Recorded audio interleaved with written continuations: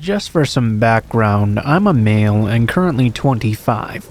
I'm still living within 15 miles of my old home.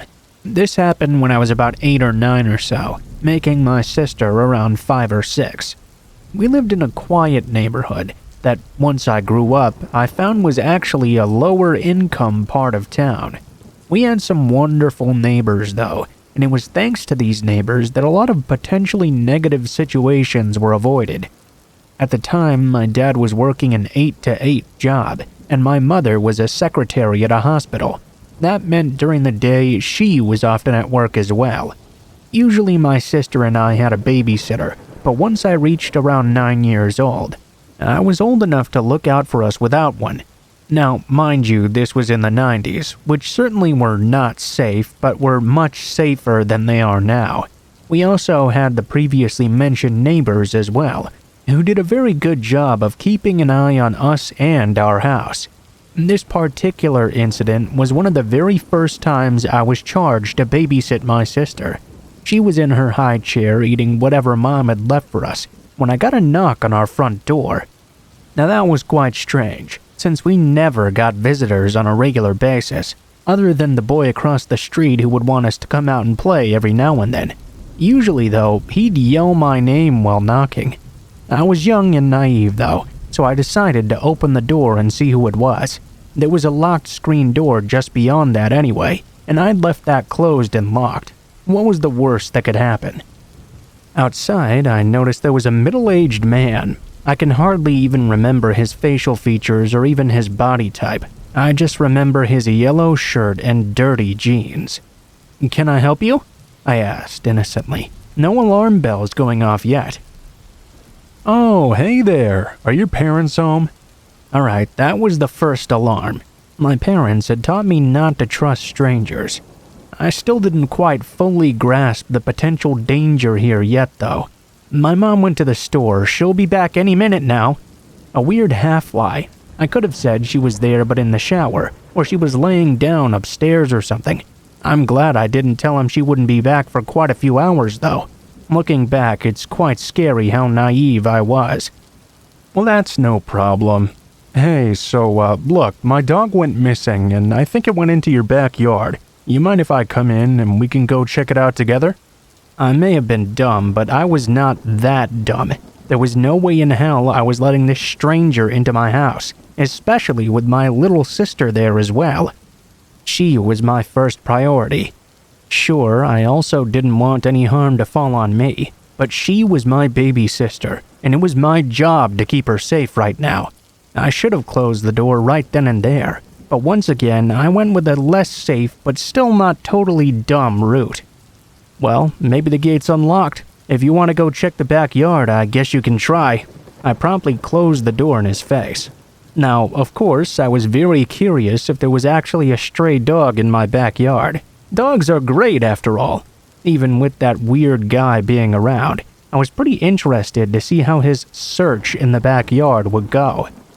I decided to go check the back window and see if there actually was something back there, and if the man would catch it. At this point, I'm sure you've figured out that there was no dog. When I looked out the back window, I could see almost the entire yard, including the gate. The man was not there either. This was mere moments after I'd closed the door on him, so maybe I should give him a bit more time to come around. I waited for a few minutes, but he never showed up. After about 5 minutes, there was another knock on my door. This time, I was much more wary. I didn't like this guy. I was pretty tired of this whole ordeal. I kept the chain on the door and cracked it open. "So, you find your dog?" I remember his tone was quite desperate, as well as a bit annoyed now. "No, I looked all over the yard and I couldn't find him. I have a picture in my car if you want to take it, just in case you see him around." No more. I didn't understand the concept of abduction, but I certainly understood I was not going to go anywhere outside the house with this stranger.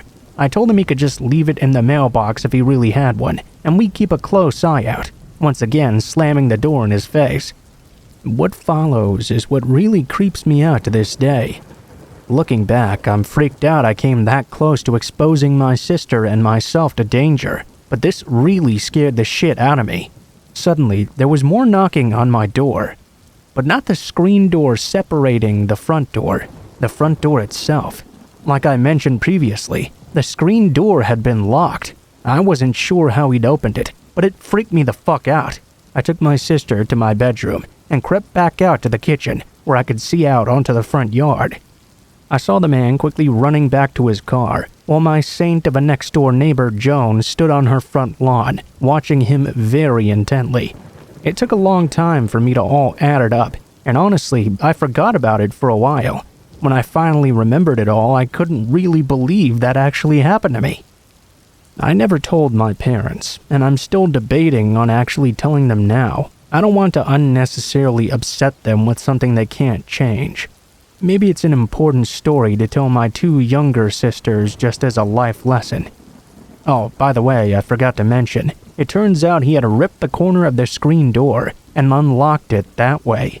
My dad had thought it was wear and tear or us kids being kids, but in the end, we found out it was sabotage.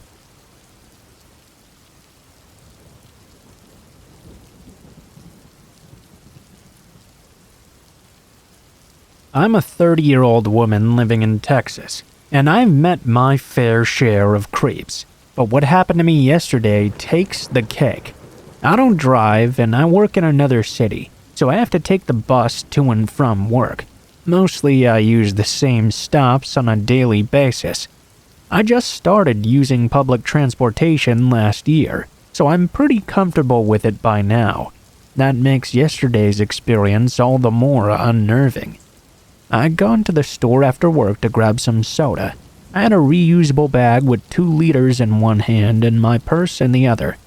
Approaching the bus stop, I saw a woman sitting inside.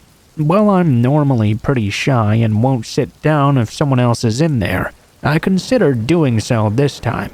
I was feeling fairly sick, and my feet hurt after being on them all day long. That idea pretty quickly disappeared, though, as I got closer and could hear her muttering something to herself. I did a quick glance over as I walked past. I could see she had bags spread out over that side of the bench, and her shoes were off. I concluded she was probably homeless, and her muttering to herself definitely put me on guard. I walked past the stop maybe 2 yards away or so, and set the reusable bag down. Uncomfortable, I pulled out my phone and began to text my best friend to tell her what was happening. Then, though, I started to hear what the woman was saying. Things like, "Don't call me sweetie, I'll fucking murder you." The hackles raised even more now. I was so curious to take a peek over, but I figured it was probably best not to risk antagonizing her, as I didn't want her to turn her attention onto me. I kept on messaging with my friend, and the lady was muttering the entire time. Things such as, "Don't call me sweetie, don't call me honey, don't call me anything. I'll wrap my hands around your throat and kill you." At this point, I was thinking I should get out of there maybe. The bus was set to arrive any minute though, and even though the station was just down the street, I was reluctant to try for it. I really just wanted to get home. It was kind of stupid, but she hadn't done anything yet to make me think she'd even noticed I existed. Around this time, though, I began to hear her saying something about a fat slut. Now, this certainly alarmed me, as I'm not a particularly slim woman, and slut is fairly gender-specific. What really sent shivers down my spine, though, is when I heard this. "Your phone doesn't scare me." Clearly, she was talking about me, as I'd had my phone out since I'd gotten there. Just as I was about to grab my bag, I looked over to the side. She was now just outside the shelter, staring at me with a look of intense hatred.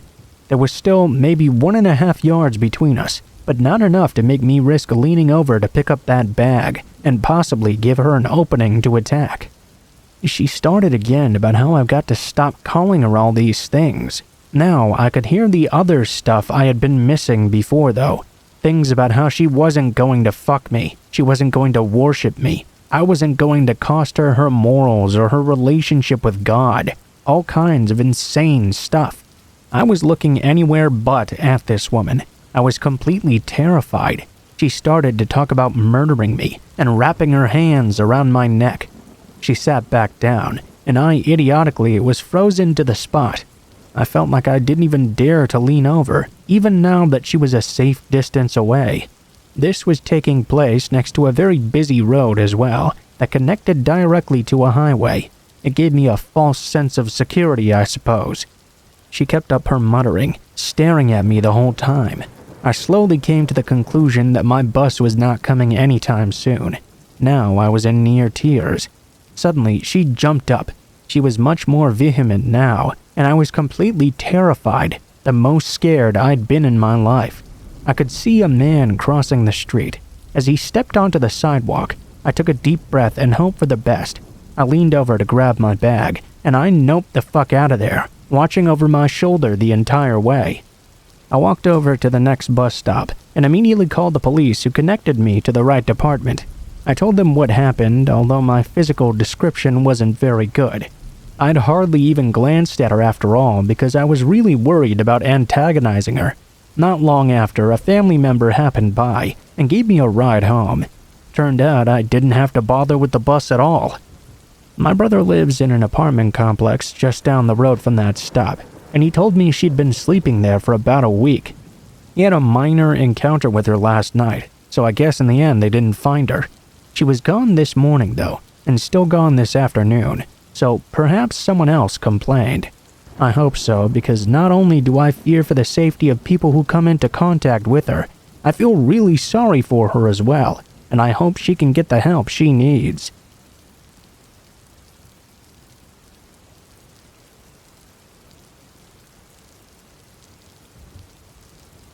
I grew up in Wolverhampton in the West Midlands, UK. I was around 12 years old at the time, and let's just say I didn't have the easiest of upbringings. I was smoking, drinking, and staying out late around this time of my life. I was bunking off school as well. My mom was at work, and it was late morning time around 11 a.m. or so. I wanted to go buy some cigarettes, but as I was well under the legal age, I had to hang around outside the shop and ask strangers if they would take my money and purchase them for me. About a mile and a half away from my house, there was this little shop called the Spar. It was on a fairly busy road. A row of hedges lined one side, with a gap that led into the field beyond, and houses on the opposite side. I was standing 10 paces from the shop, waiting for people to walk past so I could ask them to purchase my cigarettes. I usually second-guessed if they would be willing by how they looked. I asked a lady, maybe mid-40s, shoulder-length blonde hair, black business trousers, pink elbow-length jumper. She looked like she smoked, but she said no. I asked a guy, maybe mid-50s, shaved brown hair, wearing blue jeans and a white shirt. He just ignored me. I was getting pretty desperate by this point, and decided upon asking anybody that came by. At this point, I saw a rather disheveled-looking man trundling down the road toward me, just past the row of hedges. He was wearing dirty dark brown suit trousers and a buttoned-up dark brown dirty velvet jacket. He had a black bowler hat on and kind of limped as he walked. As he got closer to me, I was trying to suss out if he looked like the type that would possibly purchase a 12-year-old's cigarettes. I noticed, though, that the man was probably homeless, possibly in his late 50s or early 60s. I figured, though, he probably smokes. Why not ask him? What's the worst that could happen? As he approached me, I gave him the usual lines. "Excuse me, mate, would you be willing to go into that shop and grab some cigarettes for me?" He stopped and thought for a moment. "How old are you?" "I'm 15, almost 16. "All right, which ones do you want?" He held out a dirty hand. I handed him my money and asked him to get me 10 sovereign. I had the exact change. He walked into the shop. I'm waiting outside, very excited. I was finally about to get my cigarettes and could go home and chill out before I had to leave the house again and make it look like I'd just arrived back from school. He came out and handed me 20. I was miffed, to say the least. "But I only gave you enough money for 10. I started panicking because I didn't have extra money to give him. At this point, he hooked my arm in his, holding me very tightly to his side, and started to walk back toward the hedge-lined road. All the while, he was telling me I could make up for not having the extra money for the cigarettes by doing other kinds of work. I was kind of stunned at this point. My mind went blank. I guess I was in some sort of shock. He led me through the gap in the hedges and into the field, all while talking non-stop, my arm tightly locked into his. He was telling me I could come to his house and help him fix the roof tiles or something. I was in silent shock still. The field was huge. I could see it led into even more and more fields. I could hear the cars behind me getting more distant. I couldn't see any houses for miles. It was all just open fields. He was still talking to me, but I was not taking in anything he was saying. My mind was starting to race. I realized I had to get away right now. He was still holding my arm very tightly. I suddenly and violently pulled back, my arm ramrod straight. It slid out of his grip quickly, and he went flying forwards and landed in a heap on the floor. I took a big step backward and almost fell. I was terrified at this point. The man was laying on the ground, groaning and holding his leg like he was in a lot of pain. "What'd you do that for? You really hurt me. Help me up. Help me up." He was holding his leg and holding his hand out for me to grab him. I didn't know what to do. I was looking this disheveled man right in the eye laying on the ground, groaning like he was in pain. But something about this situation didn't sit right with me. My gut was telling me to run right now. Why would I help him up? "I bought you those cigarettes, didn't I? I helped you out. Why'd you do this to me?" I took another step backwards, all the while looking into his green eyes.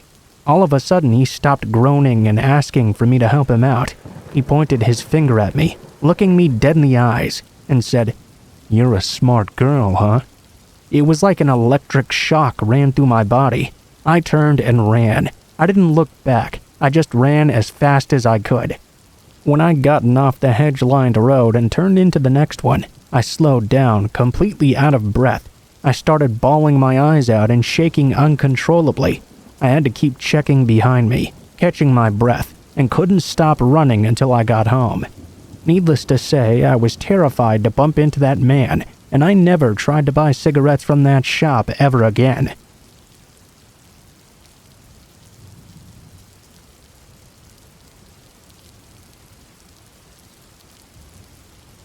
It was summer. I believe the day after the 4th of July. My husband and I were in the middle of a cross-country road trip. We were driving through Texas, and for any of you who've driven across the entire state, you know it's very long and very barren. Sometimes we'd go hours without seeing anything at all. The towns we did pass through didn't consist of much more than a rusty old gas station and a few dusty little houses.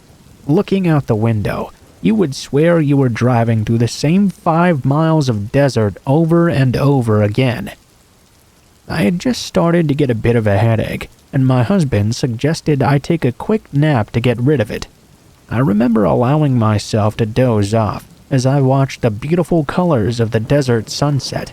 The slowing of the car woke me up at some point, and the first thing I noticed was how dark it was. I believe it was now 10 p.m. or so. My husband had stopped at a gas station with a small shop. He told me he was going to grab us some food and asked if I needed to use the restroom. Knowing I might not have another chance for quite a while, I went to the shop to use the bathroom. Both the men's and women's were a little hauled down from the open area of the shop.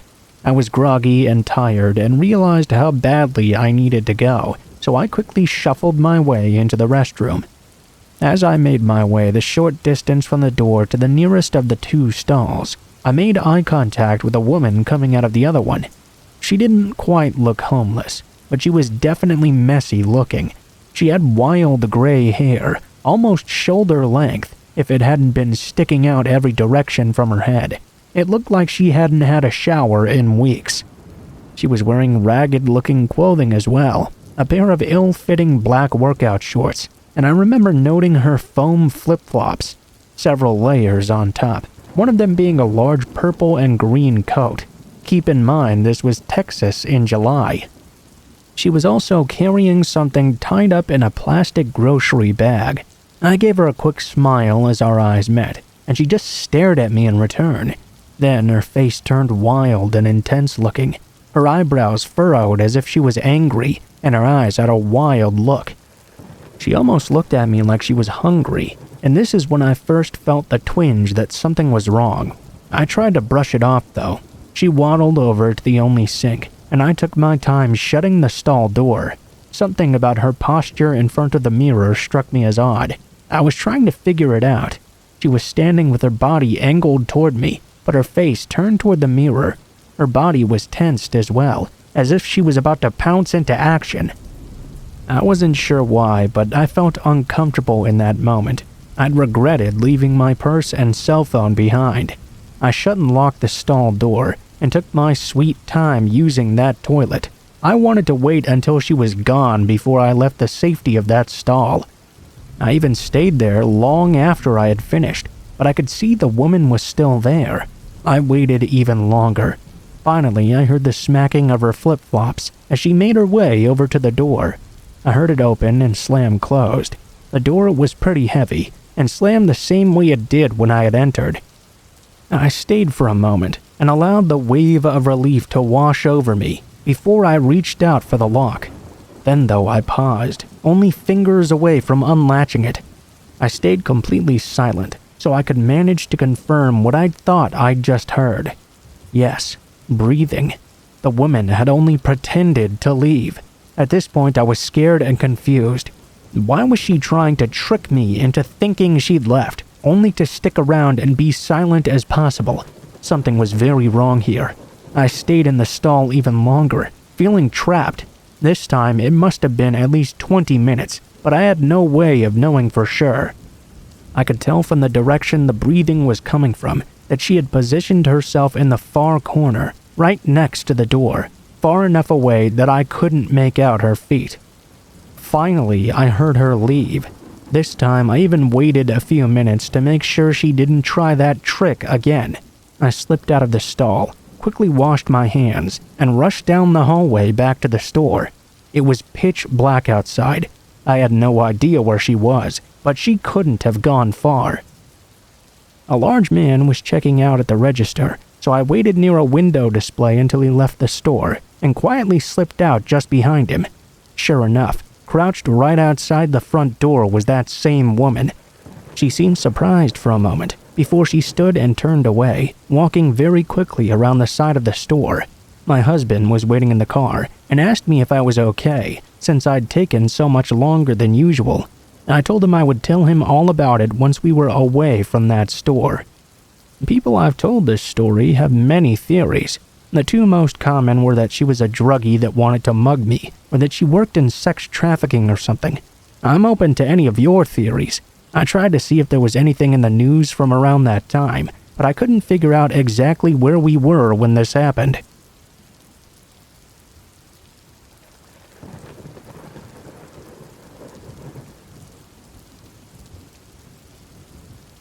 Hey guys, before this first story gets started, I wanted to go ahead and let you know that there is some animal cruelty and animal death in this first story. So if you're not comfortable with that sort of thing, you can go ahead and take a look in the comments or the description below, and there will be a timestamp for you to skip ahead to the second story. So go ahead and do that if you're not comfortable with that sort of thing.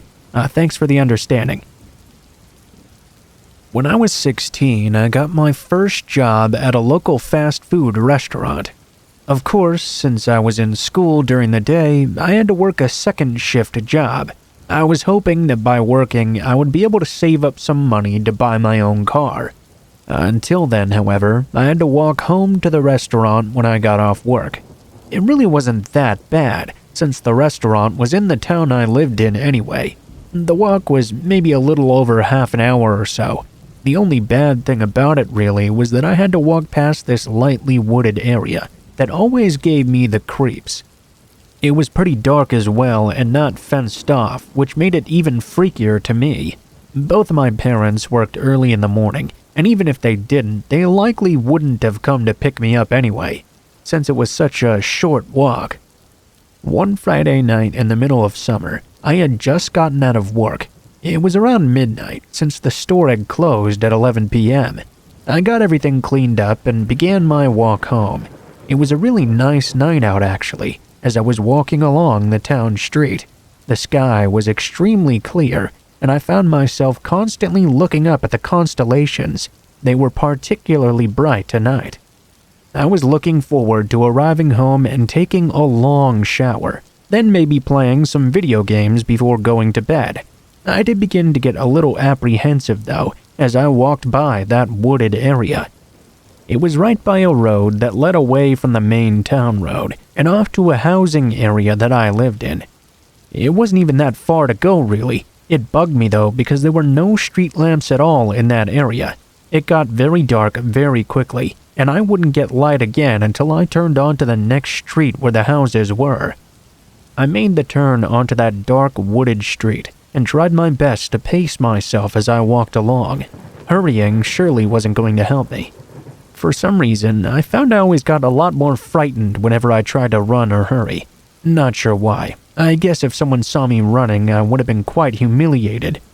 16-year-olds really shouldn't be so scared that they try to run down the street, though. That's what I told myself. It wasn't like anyone would have seen me anyway, being so late at night. But for some reason right now, I still felt like I was being watched. Hey, kid! I heard a voice off to the side of me call out. I nearly jumped out of my skin. It took everything I had in me not to just take off running down the road. Turning around though, I looked and didn't see anyone there at all. All I could see was a bunch of wooded area and trees. As I was trying to look a bit closer, a man suddenly stepped out from behind one of them. I kid you not, he was dressed exactly like a ringmaster from a circus. He was wearing a black top hat and a red jacket with white pants on.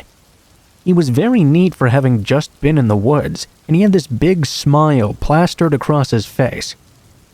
Hey there, I responded. I shuffled on my feet, not really knowing what to do. Come over here, kid, the man called to me. I want to show you something. I didn't really want to go anywhere near this guy. He didn't make any moves toward me, but he was really creepy. Sorry, I'd best be on my way home now, I told him, and started to walk a little quicker down the street. Come on, kid, it'll only take a second. I want to show you something real cool. Now, I know that everyone reading this will just think it would have been stupid for me to not keep walking, but I'd never really been good at conflict, and I didn't know how to feel in awkward situations either. I motioned again I was just gonna walk home. Once again, the man gestured for me to come to him and indicated he really wanted to show me something. Against my better judgment, I found myself turning over towards the man. I figured if I just waited there, I could tell what he was up to without getting too close to him. He noticed that I had walked slightly towards him, and his already wide grin grew even wider. I didn't plan on going any further than this though, just close enough to see what it was he was supposedly trying to show me. I wanted to stay as far away as possible. I stopped a fair bit of the way across the street from the guy. Come on, kid, come closer. I need to show you something. I think you can show me from where I'm standing, I told him. I was being foolhardy, I admit, but I could still draw the line between foolhardy and completely dumb. The man looked very disappointed, but his smile only faltered a little bit. It didn't fade completely. Alright, well, I suppose that's close enough. I'll go get it. The man walked back behind the tree line and was out of sight for a moment. I thought about just leaving while he was back there, but I just stood there, afraid to move. The man was only gone for a moment, but when he came back from behind the tree, he had something vile in his hand. It looked like he had sewn the top half of a dead chihuahua onto the bottom half of a fish, and he didn't do a good job at it either. It was covered in dried blood, and one of the dog's eyes was hanging out of its socket. The man smiled at me. I found a Fiji mermaid. I took off and ran my butt off. I didn't stop until I got home. Rather than save it for a car, I used my money to buy a bicycle so I could ride home instead.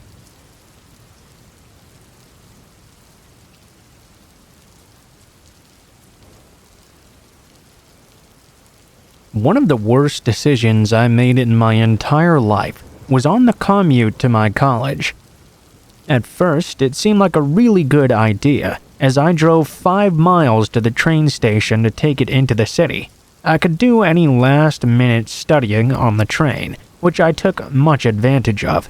Once I got into the city, I'd just take the bus to school. It sucked having to get up so early to do all of this, sure, but it was worth it in the end. Or at least worth it up until the worst thing happened. My car stopped working. I didn't really know enough about cars in order to fix it. I also didn't have enough money to take it to a mechanic either. Even worse, I didn't have any family in the area that could loan me money or drive me over to the train. I was also past the point where I could drop any classes either.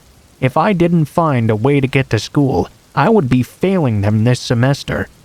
After racking my brain about how I was going to get there, I realized I really only had one choice now. I would have to get up earlier in the morning and just walk on over to the train station. Walking 5 miles was not the biggest steel rally. I could easily do 7 at the gym on the treadmill.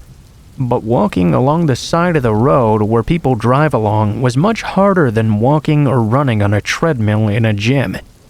It wasn't like in class where it was just 5 miles one way. It would also be 5 miles home after school.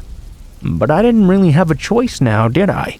The first few days were not that bad, really. Although when I got home at night, my feet were like lead bricks in my shoes. By the time the first week came around, it was beginning to get to be too much. I had one late class on Thursday too, which meant I would be walking 5 miles in complete darkness. At least it would be somewhat easier than walking with the burning sun, I supposed. When I got out of the train that night, I set out to walk home like usual. My feet were already throbbing and sobbing before I even got out of the parking lot. There weren't many cars in the road, which I actually found to be quite a relief. It was sort of embarrassing to have to be walking home alone like that. After I'd gotten about a mile down the road, though, I was feeling pretty terrible. What seemed to be the best possible thing happened right at that moment. A black luxury car pulled off the road and onto the shoulder. The driver rolled down his window and asked me if I needed a ride. I was so happy and relieved. I, of course, accepted. He motioned for me to hop in the passenger side. I went and got in, and he had me buckle up my seatbelt before he drove off.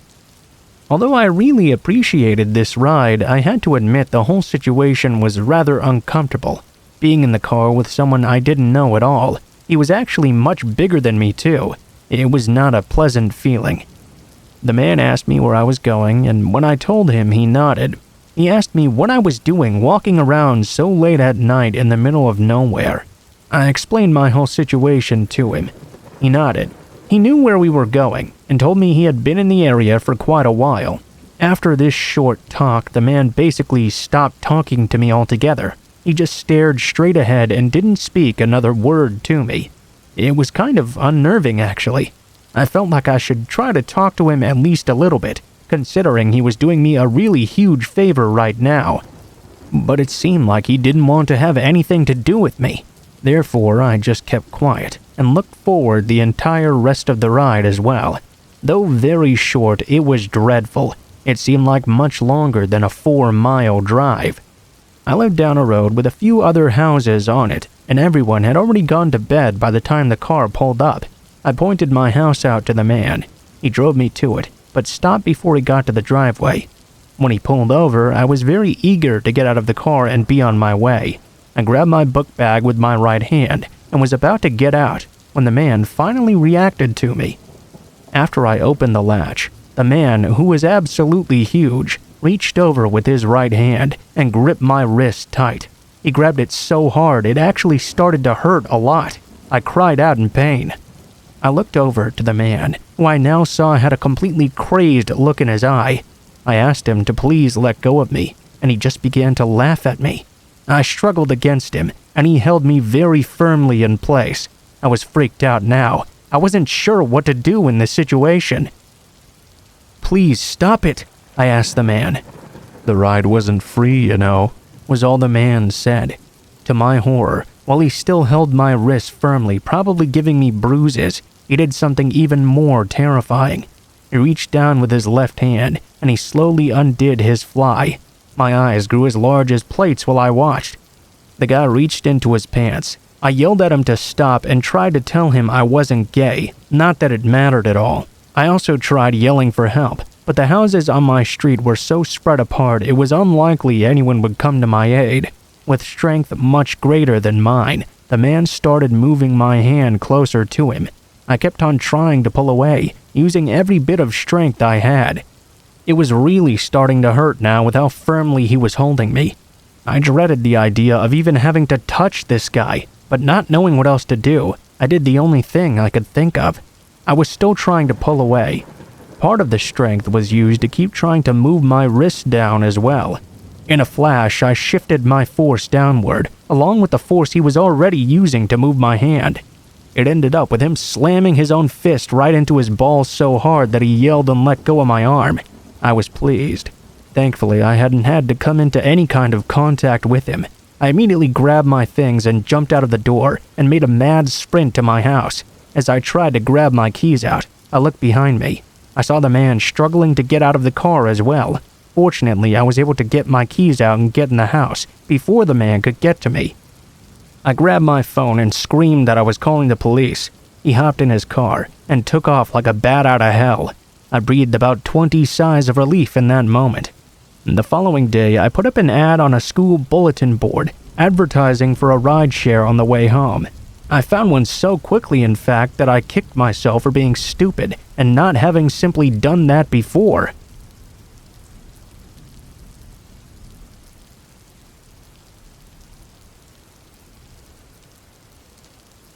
I had to walk by a graveyard every day to and from the train. It had never been something that bothered me before, though. Even in the fall and winter when it got dark earlier, it never bothered me. I never quite understood why it was that people were inherently scared of graveyards. I mean, technically, they're supposed to be religious places, right? I just never got it. I took the train to and from school because I went to a school in the next town over. The school was much better there, and my parents paid extra to have me go. I also made it onto the football team there as well. This meant I was usually coming home late during the fall due to practice. I'd gotten very used to walking by that graveyard each time, and as I mentioned, it never really bothered me. I was coming home from high school, a senior, when this happened. It was late one fall evening. It was already really dark outside. It was also pretty chilly too. I recall my breath even making a fine mist as it exited my mouth. I was shivering a bit because I was only wearing my leather jacket, and it wasn't really the thickest. I stopped though when I heard a voice call out, very faint and very desperate. "Help me!" I looked around because the voice seemed to be coming from inside the graveyard. That caught me completely off guard. As I looked around the graveyard, at first glance I didn't see anything. After a moment though, I saw a shadow quickly hide behind a large tomb. I didn't know what to think of it. It was October and Halloween was coming up soon, so it would make sense that other kids would be trying to pull off pranks in a graveyard. I tried to put it out of my mind a bit and kept on walking. I didn't get more than a couple of steps further though, when a very desperate "Help me!" came across the graveyard once again. I stopped walking, torn between thinking it had to be someone trying to play a prank on me and wondering if someone might be in some sort of real trouble. I'm a pretty big guy myself. I doubted any young kids would be stupid enough to try and prank me, and if it wasn't a prank and someone really was in some sort of danger, I couldn't live with myself later if I just let them be, simply because I thought it wasn't real. I looked back in that graveyard by the tomb. I didn't see anything there this time. I decided to cautiously make my way over to it, just to see if something really was going on. If it was just a prank, I figured I'd just berate those kids who were playing it. I stepped over the very small fence and made my way into that graveyard. There was at least a paved path in there, which made me pretty happy. I wasn't afraid, like I mentioned, but I did hold them in regard. I didn't want to be disrespectful and walk all over someone's grave or something. I couldn't hear the cries for help any longer, but I figured that whatever I was looking for would be coming from that tomb. It was the general area the voice had been coming from, and it was also the area I'd seen the shadow moving by. I cautiously made my way over. When I had gotten just around to the tomb area, I heard another noise further off in the graveyard. Looking in that direction, I could make out 3 distinct shadowy forms hiding amongst the graves. There wasn't really enough light to make out anything other than their shape. They were all standing behind the gravestones, peeking out at me. I was concerned at first, but all they were doing was staring at me. I have to admit it was very eerie. They didn't move at all for a while, almost like they were statues. Even with my eyes adjusted to the dark, I couldn't really make out much besides silhouettes. I waited with bated breath, trying to see if they were going to make any moves. After a few moments, even though there were 3 of them and only 1 of me, something must have convinced them to just leave, because all 3 of them took off and ran back through the graveyard. At that point, I was convinced it must just be a prank. It must have been one of those 3 people calling for help and trying to lure me further in. I shook my head at the lameness of this joke and turned to walk back to the sidewalk. When I turned around, though, I noticed now that the lock on the tomb was broken. This agitated me quite a bit. Who would disrespect the dead like this? I almost walked away, but I began to worry that the sound had been coming from inside that tomb. After looking around to make sure those figures weren't going to come bum rush me or something, I cracked open the heavy door to the tomb. It was dark inside, but I could tell right away there wasn't anyone in there. What I saw, though, was even worse in my estimation. The coffins in the tomb had been broken open, and the bodies had been taken out and ripped to pieces. There were bones and skulls strewn across the ground of the tomb. They had been placed in some sort of circular pattern on the ground, with more parts forming a circle inside that one, and so on. I felt sick to my stomach, and immediately left that tomb. For the first time since I'd entered a graveyard, I was actually a bit frightened. Now I was worried that the people I ran into might be devil worshippers. Even if they weren't, you obviously have to be pretty sick to desecrate a grave like that. I was wary on my way out of the graveyard, and the rest of the walk home had me very on edge. I was expecting to run into those 3 shadowy forms again. Who knew what they'd be up to? I had my parents call the police when I got home to report that vandalism. As far as I'm aware, though, nothing ever came of it.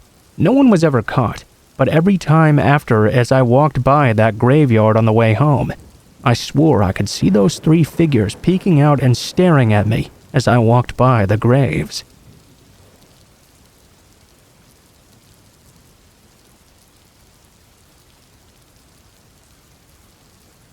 This just happened to me a few nights ago, and I'm still shaken up, so please bear with me. I'm a female bartender at a small cafe that doubles as a venue. During the day, we serve coffee and lunch, and at night, we have a full bar with bands, comedy shows, and the like. On this particular night, there was an open mic comedy show. Not a lot of comedians showed up, mind you, so we ended up closing up shop early, and I was just about ready to head on home. I had one patron come in and order a single beer during the comedy show. He was acting somewhat nervous, but being a female bartender, I get a lot of male customers that are shy, or don't really want to talk to women anyway, so I didn't really think too much about it. He sat down, sipped his beer, and casually watched the show. Since we'd closed up early, everyone was pretty much gone now. I wanted to lock up and clean so I could just get on home. After I escorted the last couple out of the bar and got ready to lock up the door, I saw the man from earlier walk down the back hallway and into the men's restroom. Not even a minute after I'd seen this, he burst through the door yelling in a panic. "Hurry, come back here! I need help right now!" I stood at the opposite end of the hallway and asked him what was wrong. "The toilet is overflowing. There's water all over the place. You have to help me." I could tell something was wrong right away. "It's okay, man, it happens. I'll just mop it up later. I'm trying to close up right now, so could you get out of here?" He continued to argue with me though, trying to get me to come into the bathroom with him as I stood about 20 feet down the hallway. The man ran towards me very aggressively once he got fed up and tried to grasp at my arm. "You need to come back here now," he said. I immediately put my hands out in front of me so he couldn't come any closer, and I told him he needed to leave now. He walked outside without much trouble, surprisingly, and I locked the door behind him. I checked the bathroom only to see it was completely spotless, no water on the floor at all. I flushed the toilet and the urinal just to make sure, and they were both working just fine. I started to get a bit nervous. I took my large pocket knife and clipped it to the waistband of my pants just in the worst case scenario. As I'm cleaning our espresso machine and putting toppers on the liquor bottles, I hear a faint tapping noise. I look up at the front of the store, which is one big window that had a few curtains covering it. The same man was still there, tapping on the window and waving at me, laughing like a maniac. I watched him walk over to the door and begin to tug on it. It didn't open, of course, since I'd locked it right after he left. He started to scream and slam on the glass. "Open the door. I'm gonna kill you." Fight overcame flight at this point. I walked around the counter and about 6 feet from the door. I pulled out my knife and locked eyes with him. "I'm calling the cops, so you better get out of here." The man smiled and walked out of view of the window. At this point, all of my adrenaline just crashed. I locked myself in the office and called 911, crying, explaining I was alone, and a man had just tried to lure me into the bathroom. He was still outside trying to make his way in. I waited an hour and a half for no police to show up. I had to call my boyfriend, and he drove to the shop instead. My manager watched the security cameras from home to make sure the man didn't come back. I did the night's deposit and immediately drove home, my boyfriend following behind me. My male busboy has been coming in to work with me ever since, so at least I'm not alone. The managers have also been very firm on keeping an eye on the security cameras while I'm working, so that's good at least. The police never showed up, by the way, nor did they call me back to make sure I was okay.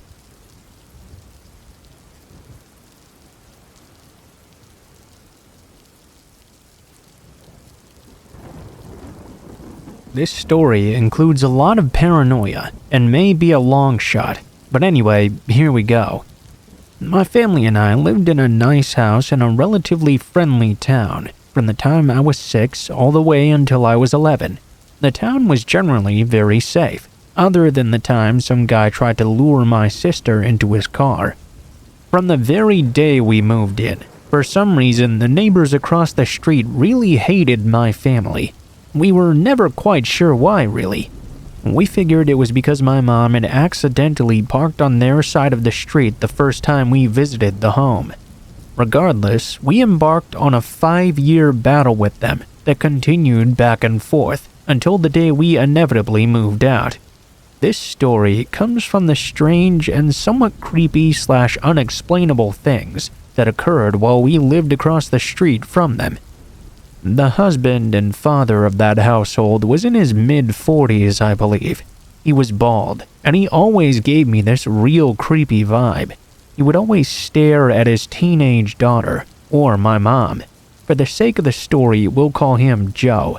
Joe's father happened to be very important in the township, for some reason I can't really remember.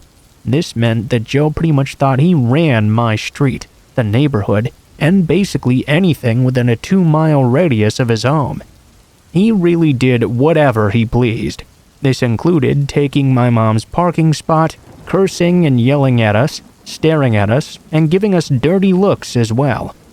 He accused us of messing with his things all the time too, but we always just tried to ignore him. Of course, we hadn't touched his vehicle or any of his other stuff, but he seemed willing to do anything to make us move out. About a year and a half before we eventually did leave that street, things took a turn for our little feud. My mom was the type of person to just wash things off as a joke, so she would constantly make fun of his accusations and petty insults. That was until he installed cameras. He claimed to the cops in our area that the cameras were to prove that we were in fact messing with the cars. The only issue with his story was this. The cameras did not face his vehicles or in fact any piece of his property. They faced directly at our house all the way across the street. This meant none of his property was even in frame. To make matters even worse, one of his cameras was pointed directly through my window. I was only 10 at the time, mind you, so from that point on, my mom made me keep my shades down and curtain closed at all times. Other neighbors who had been friends with him in town told us they had gone to his house and seen the video footage in which he seemed to be spying on me. I still get chills just thinking about that. As if those cameras weren't bad enough though, there were various points in time in which our basement would be broken into and holes would be drilled into the pipes. We had doors outside that led to our basement stairs, but no matter how much we locked them, the breaking in and drilling never stopped. Eventually, we even had to nail wooden boards to that entrance to seal it up. A few months before we moved, my mom had come home from the store late one night to see someone jumping over the fence that separated our yard from the street. The guy stayed in his car, and instead of driving away, just stared at her through the window. To this day, my mom is convinced all these things were Joe, pulling them to get us to leave. Well, sure enough, in the end, they worked.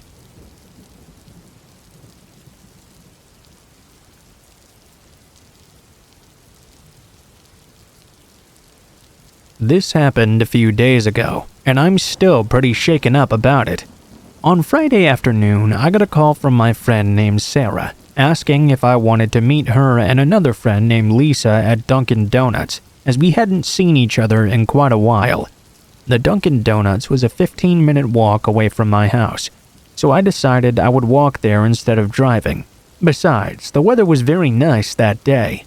I got there and found where Sarah and Lisa were sat, so I went to join them. As we were chatting and having fun, I noticed my sister Elena was sat at a table in the corner of the room with her friend Jess. I excused myself from the table and went over to them. My sister and her friend are both 18 years old for reference.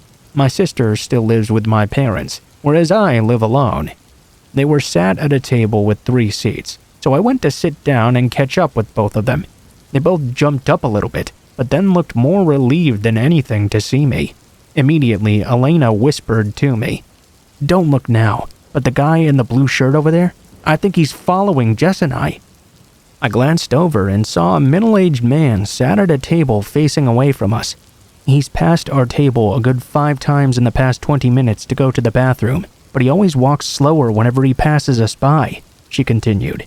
I told them they were most likely just being paranoid. Surely there was nothing to worry about. For their peace of mind, though, I offered to leave with them so they wouldn't feel as worried. I walked back over to my table and explained the situation to Sarah and Lisa. Both of them laughed it off and assumed my sister to be paranoid. Literally only a minute later, though, I saw the man get up from his seat and start walking towards the bathroom. My eyes followed him, and sure enough, he walked extremely slowly past Elena and Jess. In fact, it was almost comical how obvious he was. Both of them looked in my direction, and I nodded to show them that I had seen what he was doing. About 5 minutes later, I went into the toilets myself. On my way, I passed by them and whispered to them I was ready to leave whenever they were. They both agreed they were ready to go right now. I was just going to go to the bathroom real quick, and we could leave right after I'd done my business. Elena had come in her own car, so she was going to give me a lift back as well. I went into the toilet stall, did my business, washed my hands. I was walking down the corridor back into the main eating area when both of them rushed to me. I asked them what was wrong, and they explained another man had joined that strange creeper, and both of them had been pointing and staring at them. They rightfully felt unsafe. We walked back to the eating area.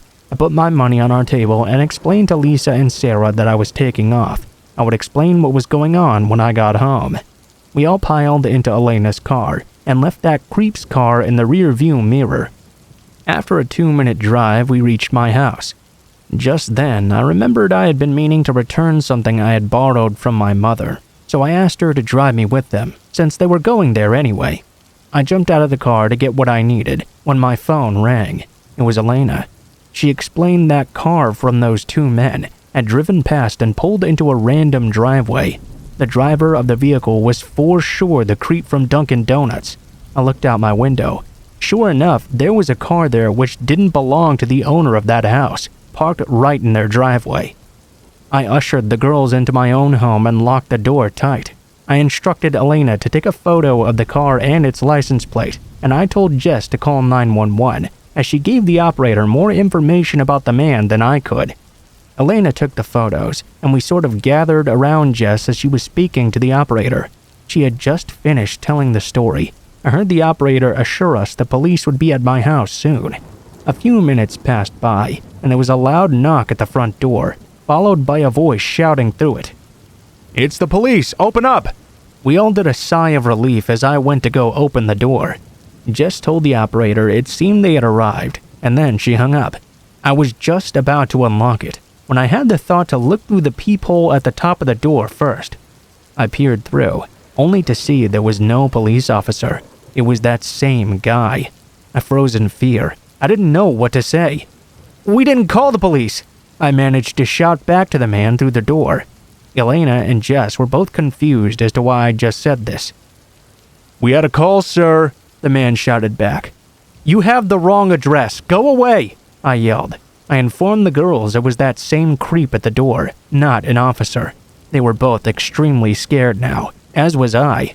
I was about to tell Jess to call the police again, until I heard the sirens coming around the corner. "Sir, you have to let me in right now," the man shouted. I didn't answer this time. He was pounding desperately on the door, commanding for me to let him in. Eventually, it turned into begging and pleading. I heard the car pull up and some commotion outside. An actual police officer then knocked on the door. I let him in after checking the peephole first. The officers took the man into custody, while another officer took Elena and Jess into the dining room for some brief questioning. I called my parents and Jess called hers as well.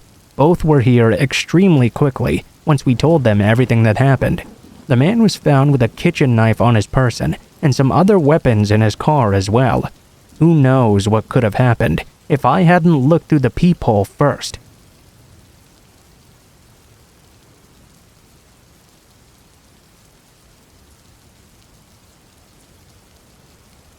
Let me preface this encounter with a bit of background, as I'll most likely post more of my encounters later.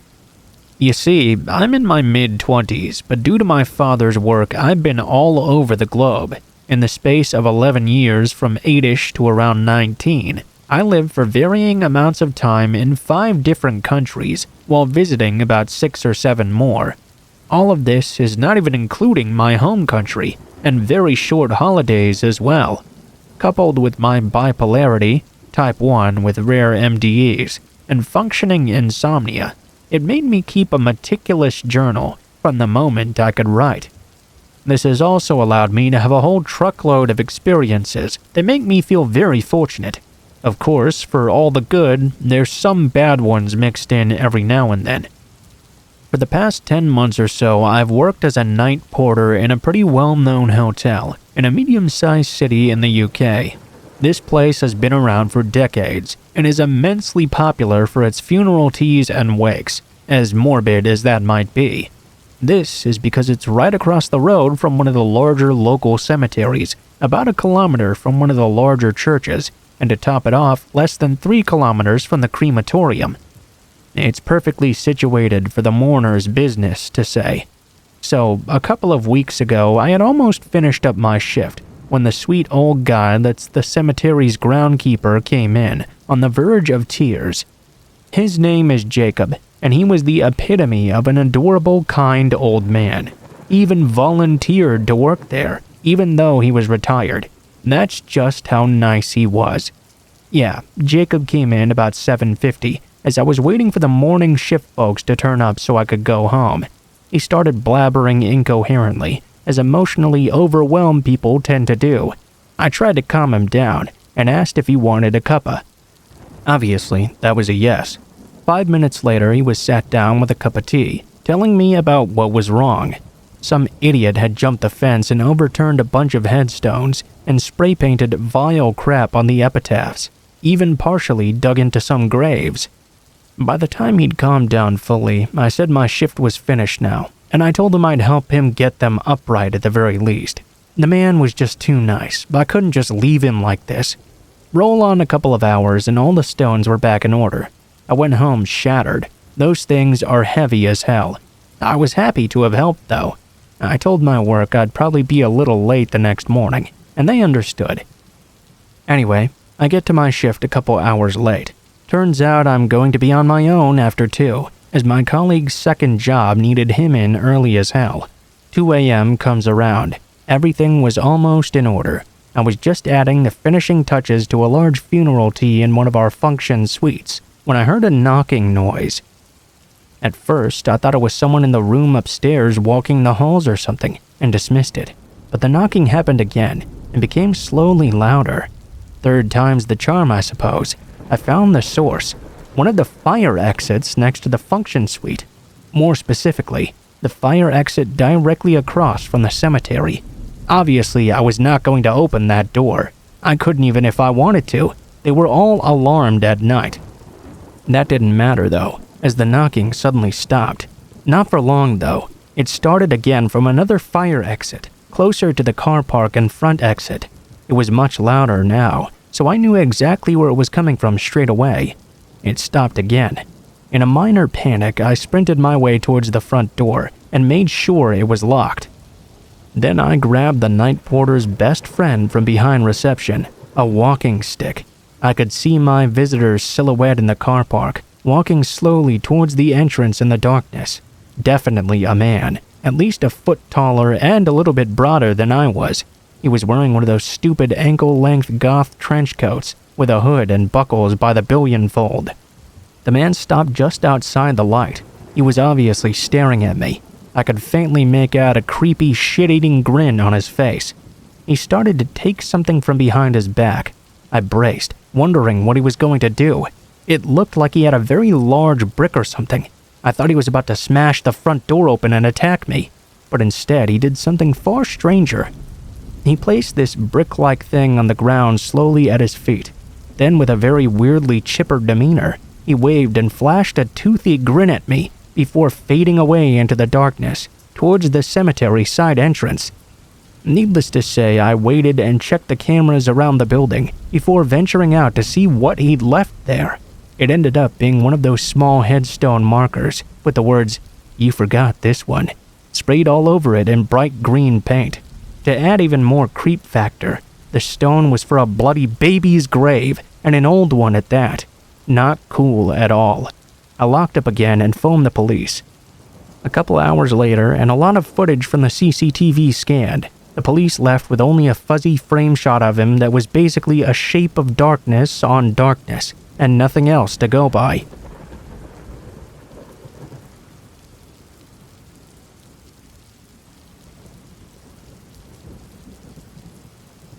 So let me start off by saying I move around a lot in between SoCal and Arizona. At the time of this story, December 2015, I was still living in Southern California at my grandma's apartments. I'd gotten a seasonal job at Toys R Us to do something with my time and learn some people skills.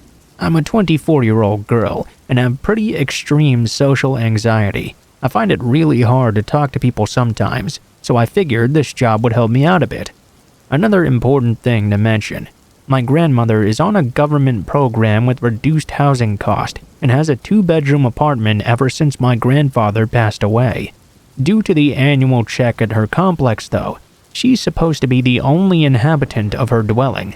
Technically, I was not supposed to be living there with her, but she liked the help and company, and I liked being rent-free. Since I wasn't supposed to be there though, I technically had to sneak around, and most definitely could not park on the parking grounds for the complex, as it would draw quite a bit of attention. Luckily, there was a cemetery just across the street from the complex, then a half-mile of houses leading down the street next to the cemetery, along which most of the visitors for the houses and apartments nearby parked.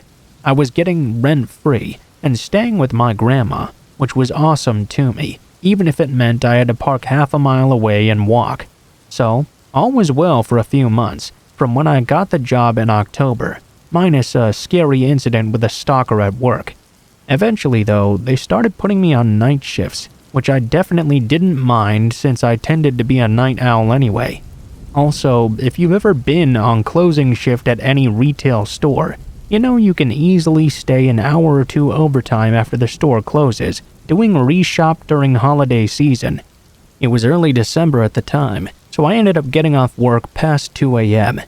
Around this hour at this time of year in this part of SoCal, the mist gets unbearably thick. to the point of having to drive 30 miles per hour down the freeway with brights on and still being unable to see even a foot or two in front of your car. Tonight was one of those nights. I wasn't too bothered by it at the time though. It did set off my anxiety a little bit, so by the time I got home, it took me nearly 20 minutes to find a parking space. I was pretty anxious. Of course, with my luck, I had to park at the very end of the half-mile stretch. Now, it was kind of a tradition of mine when I got out of the car to close the door and linger nearby for a minute while I audibly stretched a bit and sometimes complained about my day. Just a little habit thing I did. Tonight was no different. I immediately tucked my purse under my arm, turned on my phone flashlight and stuck it in front of my face to see where the hell I was going. The fog was so thick I couldn't even see my hand right in front of me. I had walked in this weather many times before, so I knew my way home by heart. A straight shot walk for half a mile, and a sharp turn left at the very end of the cemetery, then crossing the street and into the gated complex. I was on my merry way, until I heard it. A loud, almost obnoxious cough, and footsteps approaching. My alert mode set in right away. I started walking faster instantly, trying to be a lot quieter about my movements. Call me paranoid, but I've had my fair number of creepy moments. I certainly wasn't keen about meeting this stranger walking behind me. Especially so given I couldn't even see a foot in front of my face even with the streetlights and my cell phone flashlight. This continued for a few minutes, with an occasional cough from behind me. Then I'd hear a whistle, the kind cat callers do. This bewildered me because 1, you can't see shit, and 2, since you can't see shit in this weather, I assumed this person must be purposefully intimidating me. At this point, I gave up on walking altogether and broke into a sprint. I could hear the person behind me break into a full-blown run as well. I could hear panting now. Clearly, this person was not in the best shape. Neither was I, honestly, but the run didn't win me out nearly as bad. By now, I was speed-walking next to the cemetery. For some godforsaken reason, my panicked mind told me it would be better to duck in there and hide, instead of just walking straight home. Had there been no fog, I would have had a clear view of my grandma's apartment from the area where I stood. I quickly hid by crouching behind the entrance post to the cemetery gates. I knew I fucked up right away. His footsteps stopped too. I could tell he knew I was hiding, because he couldn't hear me walking anymore. I crouched there for what seemed like 10 minutes, too scared to turn on my phone, for fear of him being close enough to see the light and find me. Too scared to make a run for it, for fear that he was still listening out for my steps. I had figured out he was standing probably 5 to 10 feet from where I was at the entrance driveway to the cemetery, right before the gates, which was confirmed when minutes later, I heard him call out, "I know you're there, sweetheart." I heard the distinct sound of a lighter being struck, and then smelled cigarette smoke. I figured this guy was now focused on his cigarette, so I made a run for it across the cemetery, somehow not tripping over any graves. The cemetery's main entrance was wrought iron fencing, but the back and right end were wooden, and served as a separator between the cemetery and backyards of various houses. The other side, which was in front of my grandmother's apartment, was chain link. There was no other entrance or exit. I did know, though, that the chain link fence didn't go all the way to the ground. I laid down on my stomach, pushed the fence up and out, and wriggled across. I ran directly across the street to my grandma's house, pounding on the door until she opened. I don't know how this dude even found me. He must have been standing around nearby as I parked, and heard me complaining to myself loudly when I got out of the car. Either way, that was one of the most terrifying experiences I ever had.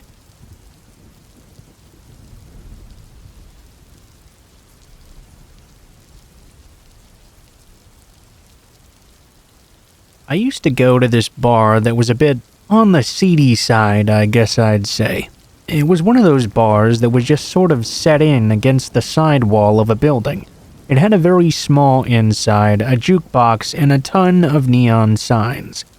There were also, of course, a bunch of regulars who came in there every night. Very seldom did anyone new come in, actually. I was one of the very few women who did, though I only came in about once a week on Fridays after work just to relax a bit. Around Christmas time one year, A new guy came into the bar. He was attractive enough, and there was some interest right away. I had a boyfriend, though, who I was very happy with. After looking at me across the bar for more than half the night, he finally approached me and offered to buy me a drink. I declined and let him know I was already in a relationship, and I didn't really want to sleep around. He insisted he didn't want to sleep with me. He only wanted my heart. Every week when I made my way over to the bar after work on Friday, he would be there on the spot. I learned that his name was Charlie, and he seemed to be new in town as well. He came up to talk with me each time I was there. He would always ask me if I had broken up with my boyfriend yet, and when I told him we were still together, he would ask why my boyfriend wasn't there with me. I let him know that my boyfriend worked later than I did, and I always came here because I knew the bartender anyway. I don't think he really believed me though. He would just keep on talking to me. It wasn't too irritating at first. I supposed it was kind of flattering he was interested in me, but each and every time I came in for my drink on Friday, he would ask me right away if I'd broken up with my boyfriend yet. And he would always emphasize that part too, yet. It began getting very uncomfortable on Valentine's Day that year. My boyfriend happened to have the day off work, so he decided to go with me to the bar this time. It was actually really nice. The two of us were just having a relaxing drink together. When Charlie came into the bar and saw me with my boyfriend, I could tell right away he was not pleased. Rather than come up to me though, he just kinda glared at us from across the bar. He had the worst look on his face, and even with a couple of drinks in me, I was feeling very uncomfortable. After a few hours had passed by, Charlie finally approached us, with my boyfriend right there beside me. He asked me if I'd broken up with him yet. Brandon, of course, took offense to this, and Charlie began to laugh in his face. He pushed Brandon down onto his bar stool and told me, "Why are you dating this pansy?" Of course, Brandon got up and pushed Charlie, who then pulled out a switchblade. The bouncer was immediately over there and completely manhandled Charlie as he threw him out of the bar. All the while, Charlie just kept screaming that all he wanted was my heart. Even though I was sure Charlie would never be allowed to come back to that bar, I stopped going there altogether. I had been a regular for years, but that experience completely ruined it for me. Many months passed by after, and I'd mostly dismissed the situation with Charlie by now. I'd had a very stressful situation at work though, and I really needed a drink. I figured enough time had passed and it was unlikely Charlie would be allowed back into that bar. So I went to go have a few drinks. The bartender asked me why I hadn't been in for a while, and I just told him I'd been really busy. After having had my fill, I was ready to head on home. Upon arriving, I went to bed pretty quickly. While I was sleeping though, I was suddenly woken up by a strange thumping noise. It was a very rhythmic knocking sound coming through the wall of the house. At first, I tried to ignore it and tried to go back to sleep as well. I'd only dozed off for a very short period of time before the noise woke me right back up. I was a little bit too tired at this point to be scared or concerned. I kept on trying to go back to sleep, but it just wouldn't happen. When this repeated rhythmic sound never stopped, I got up and looked over at the window. I screamed. Charlie was standing at my window looking in at me, holding some kind of animal heart in his hand.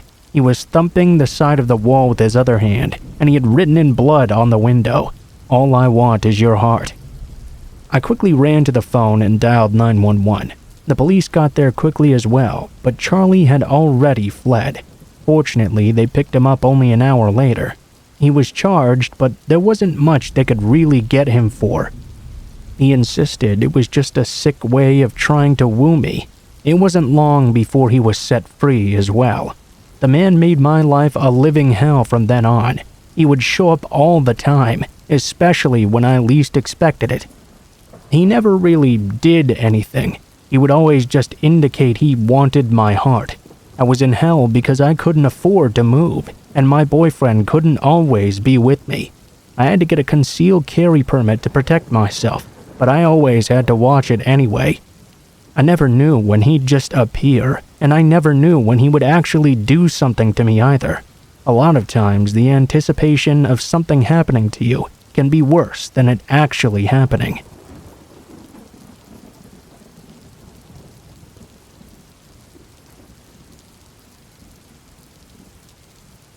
I used to be a manager at a Borders bookstore. It was a pretty good job, and I enjoyed working there a lot. I was an assistant manager who enjoyed when I was the only manager in the store. Because of that, I often volunteered to work all day on holidays and allow the other managers to take the day off as well. This became a very regular thing with me. My first year there, I went ahead and took the opportunity to work on Valentine's Day as well. It wasn't like I was dating anyone at the moment, so it was pretty easy for me to slot in. I agreed to open and close the store, so I was the only manager working the entire day. I spent a large amount of time just taking it easy back in the offices, mostly working on Microsoft Excel sheets for making the schedules for upcoming weeks. I got a page to dial a certain extension. I picked up and called, and one of my employees told me I needed to go over to the security cameras. Apparently, there was someone in the store walking around in a huge bee costume. Naturally, I thought that was quite odd. I went up and went over to the security office. We had 4 televisions in that room, with several cameras that could be switched back and forth between. As I looked over at the monitors, I noticed something over on the camera that was focused in the cafe area. It was exactly what my employee had told me. There was a man that seemed to be dressed in this huge bumblebee costume. He was walking around and bothering the customers. He was also holding what looked like a huge construction paper heart in his hand. I have to admit, I was at a complete loss as to how to handle this situation. I can easily say this was never covered in my management training, nor anything of that sort. I wasn't sure if he was soliciting or harassing, just seemed like he was going around the cafe acting kinda crazy. Well, crazy in my perspective at least. Anybody in a bee costume in a random Borders bookstore had to be a little bit off balance at least. For a few moments, I just kinda watched the guy on the security cameras. He was quite large actually.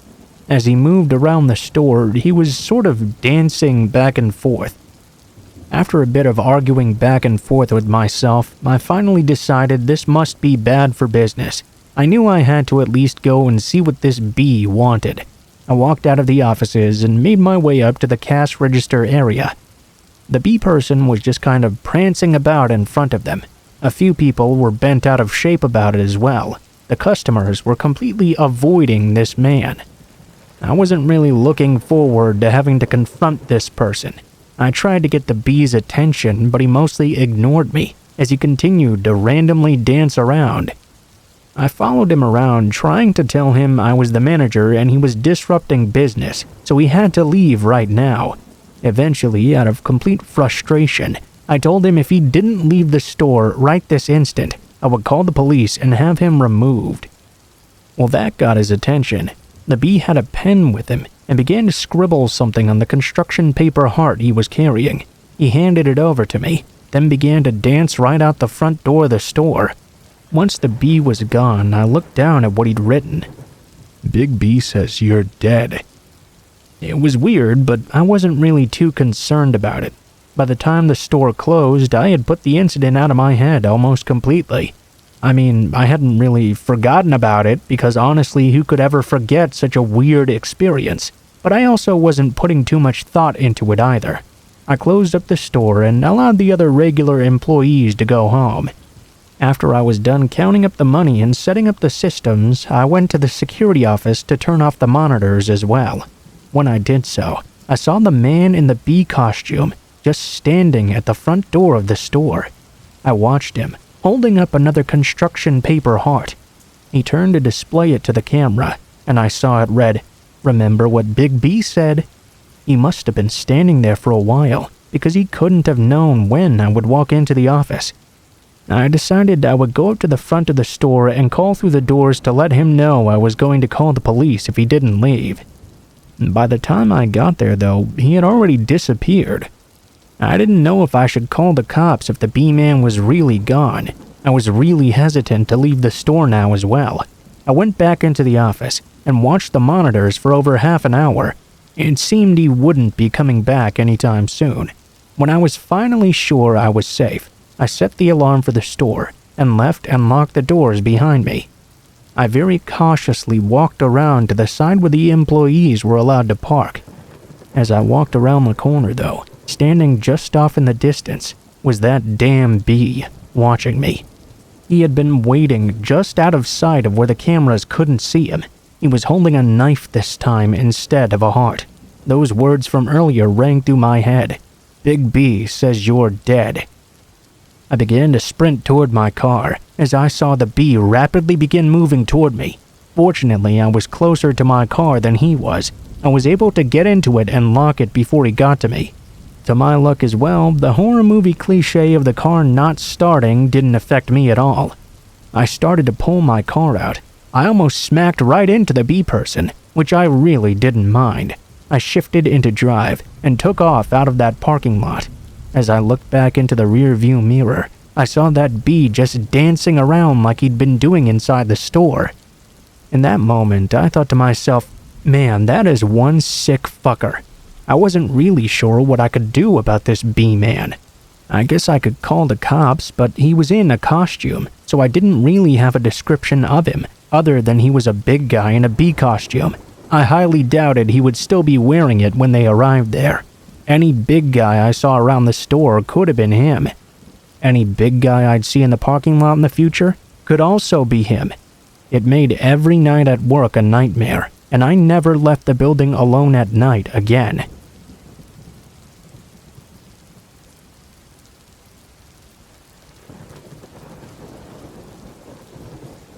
My junior high school crush was named Adam.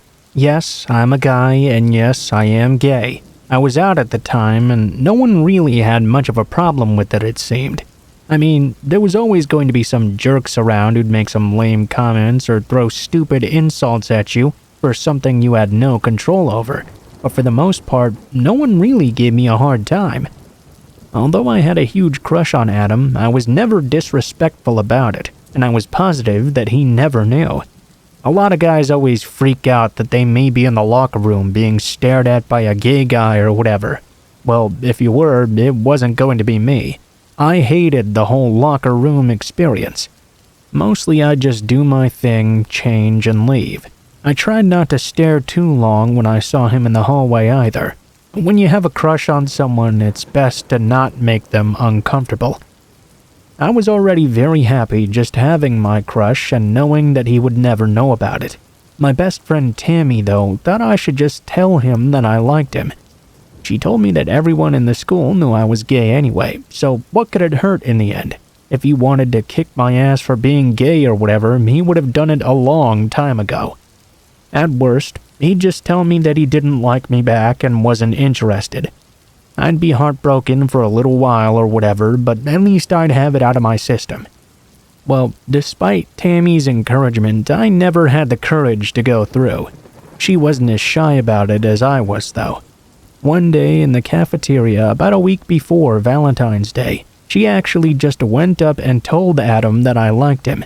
I didn't know what his reaction was. I was too embarrassed and humiliated to stay for it. I very quickly ran out of there. For the next week, I just did my best to avoid him altogether. Tammy told me that Adam hadn't believed her and hadn't said much else.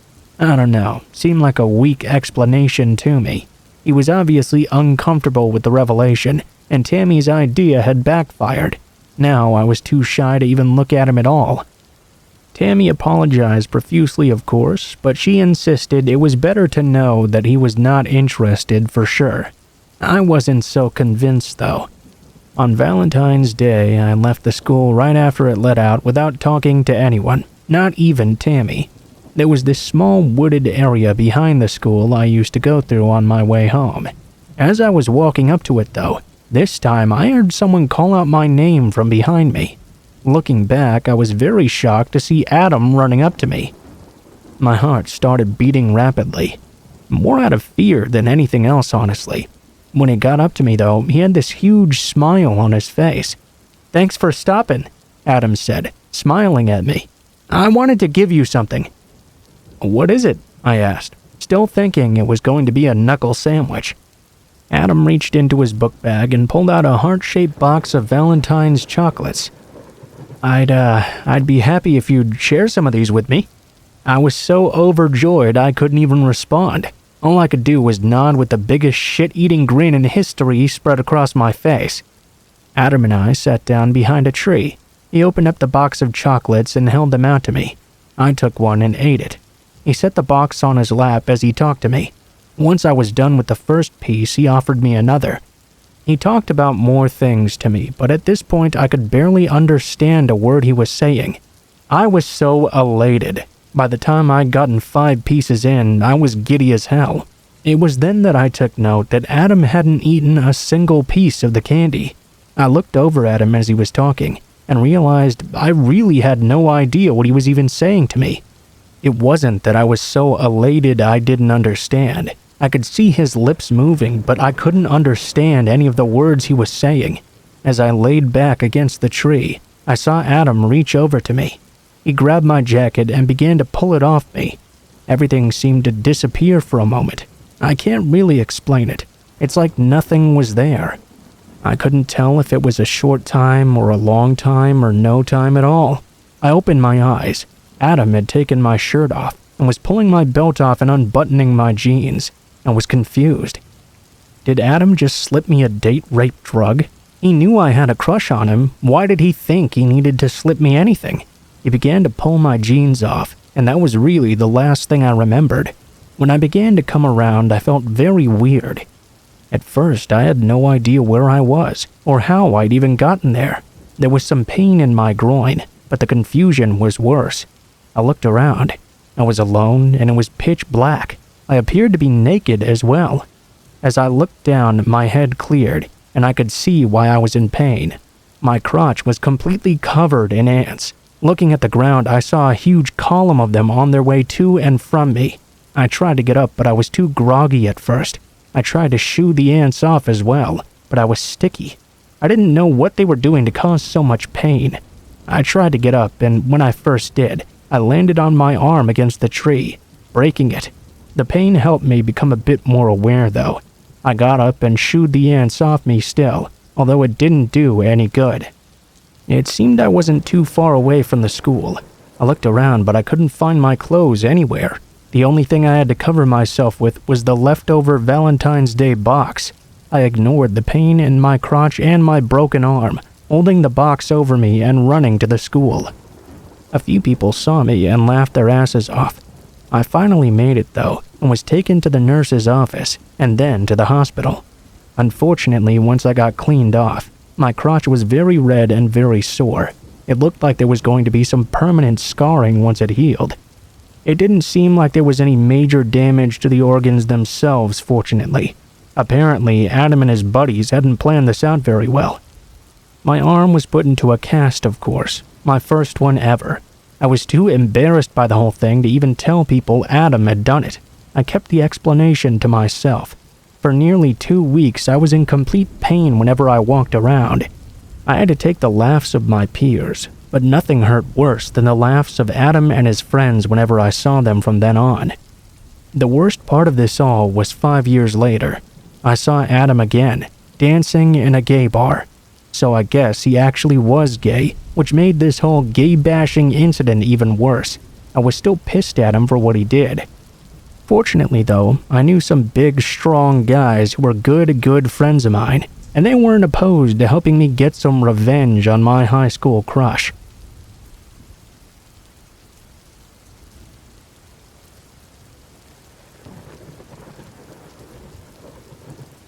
This is a close call with a stranger I had when I was younger. It's something I didn't fully realize the severity of until I was much older. My mom had left me and my brother home alone this day. It was around midday, I think. My brother was 12, maybe 13, and I was 9 years old. I was just kinda watching him play Xbox in our living room. He had his headset on and was talking to his friends when there was a knock on the door from our carport. I ran over and answered the door without even looking. It was a grown man I had never seen before. We were still separated by the screen door, but at the time it was unlocked. "Hey there, Missy. Are your parents home?" A bit of horror washed over me. First of all, he was knocking from the carport, which was strange in and of itself. Wouldn't a stranger go knock on your front door? Our carport was empty as well. We only had one car, and my mother had taken it out. The man definitely knew my parents weren't home. I was afraid. I wasn't quite sure why yet, but I knew I was scared. Immediately, my brother in the other room came to mind. I never had a father figure growing up. My brother had always been the one to make me feel safe, the strongest person in the entire world to me, someone who could protect me in any situation. But he was doing something else right now. I began to feel as though I could barely speak. Wide-eyed, I managed to at least stutter out, My big brother's here." Without even a moment's pause, though, the man reached for the screen door and started to pull it open. Like an act of divine intervention, an arm reached out behind me over my shoulder and grabbed the door. My brother rushed past me, holding the door and forcing the man back. The man sprinted out of the carport and closed the door behind him. The man came back around to the front and told my brother he was looking to buy some shitty old swing set that was in our front yard at the time. My brother came back in without saying anything to me. He put on his headset and continued playing. I sat down as well and continued to watch him, and the man left soon after. I don't believe we ever told our mom. Luckily, I never encountered this person again, and it almost faded from my memory. As I got older and started to understand more, though, it became one of the scariest things that ever happened to me. Maybe creepy not so much because of what actually happened, but what easily could have. It was unnerving how absolutely oblivious both of us were.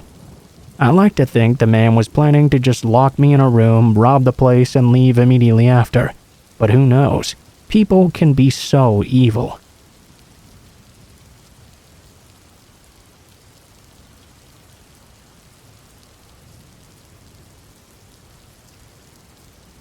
I guess it's important to know I'm a female before going any further into this story.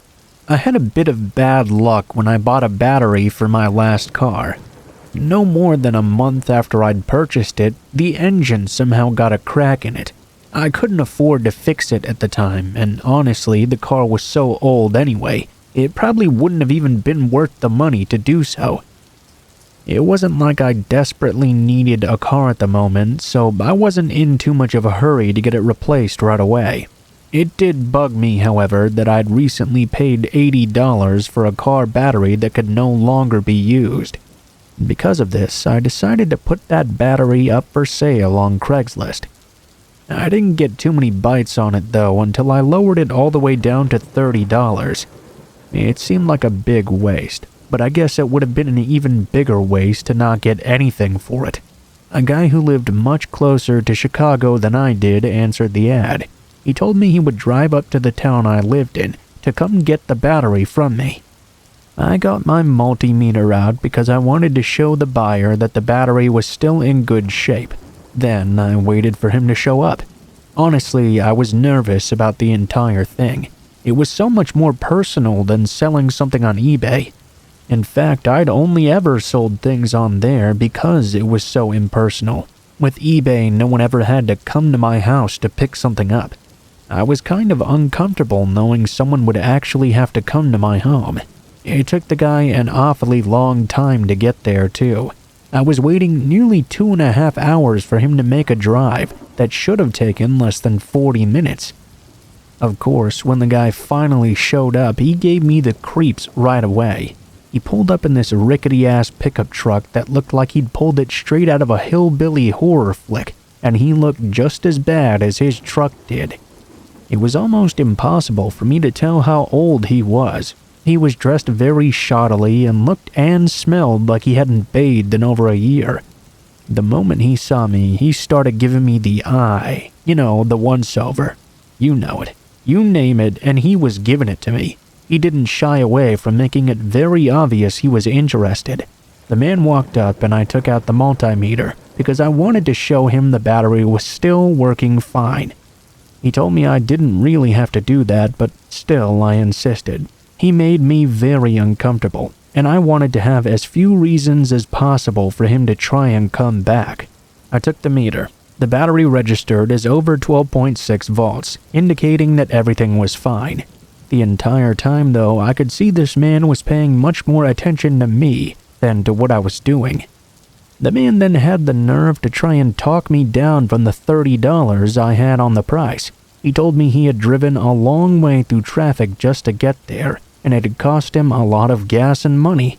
I insisted, though, that 30 was the absolute lowest I was willing to go. I was already losing money on this. That's when the man winked at me and leaned in. Well, maybe I could work the rest of the money off another way. Never before had the words, "I'm not gay, but I guess I'll learn," wanted to come out of my mouth so badly. Instead, I politely declined and did everything I could to get the man to just leave. I decided the only way I was going to get away from this was to simply walk away and see what happened. I went into the house. The man actually stood outside for several minutes before he got into that disgusting truck and drove off. I was relieved he was gone now. Now I would never have to see this creepy guy ever again. At first, I thought maybe I was just being too hard. Maybe I judged the guy too much based on his looks alone.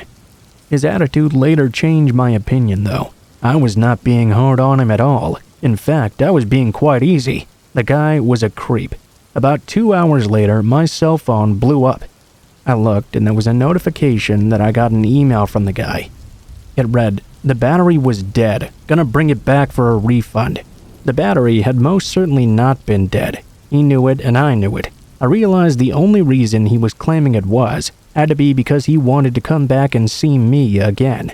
I texted him that I wasn't comfortable with him coming to my house. Besides, he saw the test and it had worked just fine. I sent the email and waited for a response. I didn't get one. I was quite relieved because the creep must have realized his ploy did not work. A few weeks passed by after, and I pretty much forgot about the encounter. I was really craving some ice cream and thought I'd stroll on to the gas station and get myself an ice cream sandwich. Yeah, it was really dark, but I'd made that walk hundreds of times before. It wasn't too big of a deal. I got my ice cream bar and left the gas station. While I was walking home, I walked along the main road until I got to the entrance to the subdivision my house was in. I froze when I turned onto that street and saw that same old truck that creep had driven several weeks before. This time, though, he wasn't in it. It was parked off to the side of the road, but it was undoubtedly his truck. I started to turn around and walk back to the store when I realized I didn't know if that man was in front of or behind me. I looked back and forth, freaked out and confused as to what I should do. Finally, I realized I had only the choice to go forward. I cautiously crept past that truck, my eyes darting from side to side as I expected something to happen. When I was just past it, I kept shooting glances back behind me to see if he was following me. I was agitated the entire walk home. Rather stupidly, I decided not to bring my cell phone with me this night, so I couldn't call anyone for help, and I couldn't use the flashlight either. Walking down the street towards my house in the darkness was the worst part. When I got closer to my home, I noticed that something was amiss. I ran up to the house, only to find my front window had been smashed in by something. Freaked out, I ran around to the door, which was still locked. When I went inside, I saw what had been used to break the window was the same car battery that guy had taken with him. There was a note scrawled to it, which read this: "I've been watching you every day for 3 weeks, and I'm gonna get my money back for this dead battery before I rip the hell out of you." Scared to death, I went and grabbed a knife out of the kitchen, then proceeded to call the police. They got there before anything happened, but the truck had already left by then. I felt stupid for not taking down the license plate, because all I had was an email and that wouldn't do any good. The police couldn't do anything. That happened about 3 months ago. I kept on wondering what was going to happen to me and if I would ever see that man again. Whenever I'm in my house, I keep the kitchen knife with me just in case.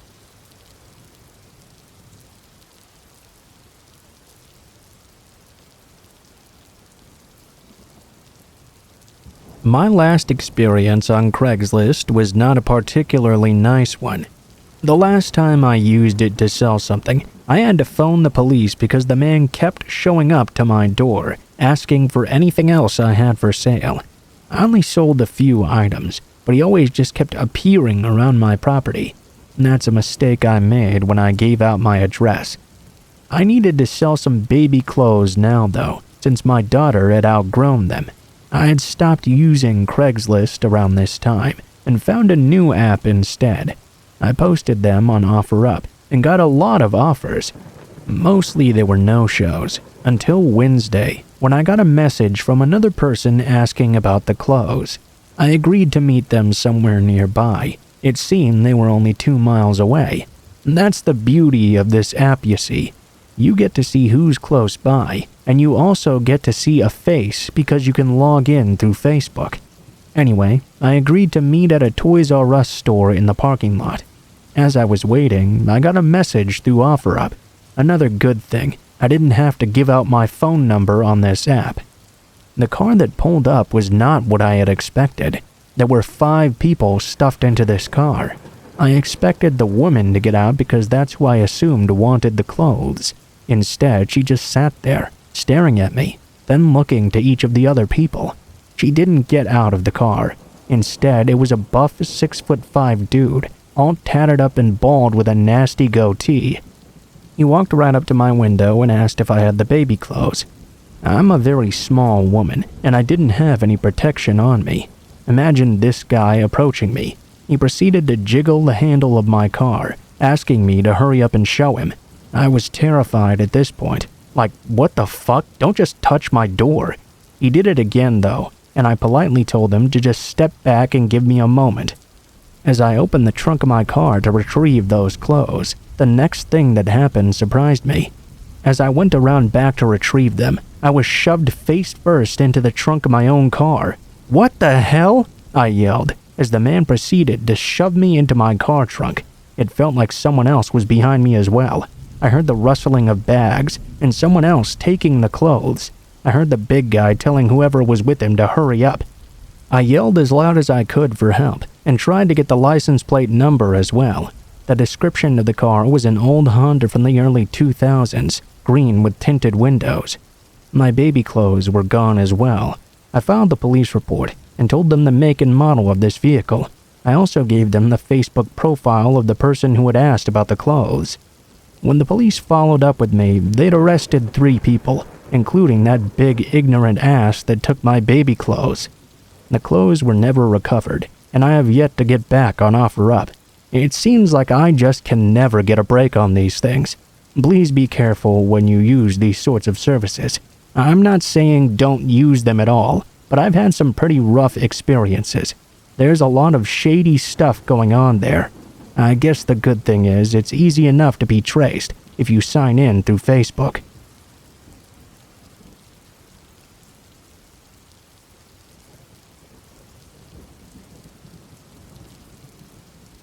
Before I start, let me just say this story is pretty weird. I needed a TI-84 calculator for my college statistics class. The damnedest thing is that they're really expensive, so I decided to go ahead and purchase one on Craigslist. Looking through all the ads, I finally found one that seemed almost too good to be true. A guy was selling a relatively new one for only $40. I immediately emailed the seller and was happy to see the calculator was still up for sale. I asked when I could come by and get it, and the seller said right away if I wanted to. He gave me his address and I headed off for his home.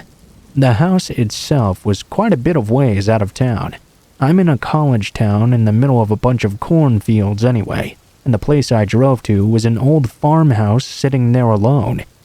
This person had a nice big yard, and there were cornfields all around as far as the eye could see. I drove up the needlessly long driveway and didn't see any vehicles there. Apprehensively, I got out of the car and walked up to the porch and knocked on the door. I had to knock on it several times. After I did, the door was finally answered by a guy who looked like he belonged working in the carnies, rather than living out on a farm like this. He was tall and skinny with pallid skin and dark eyes set back in his sockets. He looked at me for a few moments and kept rolling his tongue around in his cheek. Yeah, I'm here about the calculator," I said. The man just kinda gave me an odd look before nodding. He held it up and let me look at it. It looked pretty great, honestly. I turned it on, tried it out, everything seemed to work perfectly. I took the money out to hand to the man, only for him to act as if he'd just remembered something. "Oh, sorry, I forgot to get the cover. Why don't you come on inside for a moment and I'll grab it for you?" This was pretty odd. I didn't want to just go into this guy's house. The guy was kind of being weird. Looking past him into the home, I could see it was quite dirty and unkempt as well. I declined, but the man insisted. "Come on, no reason to stand out here in the cold. It'll just be a moment so I can find the cover." Cold? I thought it wasn't even remotely cold outside. It was creepy enough being asked to enter the home for something as simple as a calculator cover, but his excuse made it that much worse. No thanks, it's okay. I'll just wait out here." I told him I could just play here for a moment. At first, the man just kind of stared at me with his dark eyes. Then he reached out to grab the calculator out of my hand and slammed the door right in my face. Needless to say, I was extremely confused. I had already paid for the calculator. Was he just not going to give it to me? I stood there for a few moments, unsure of what to do. Suddenly, he opened the door again, holding the calculator with the cover on it this time. He held it out to me.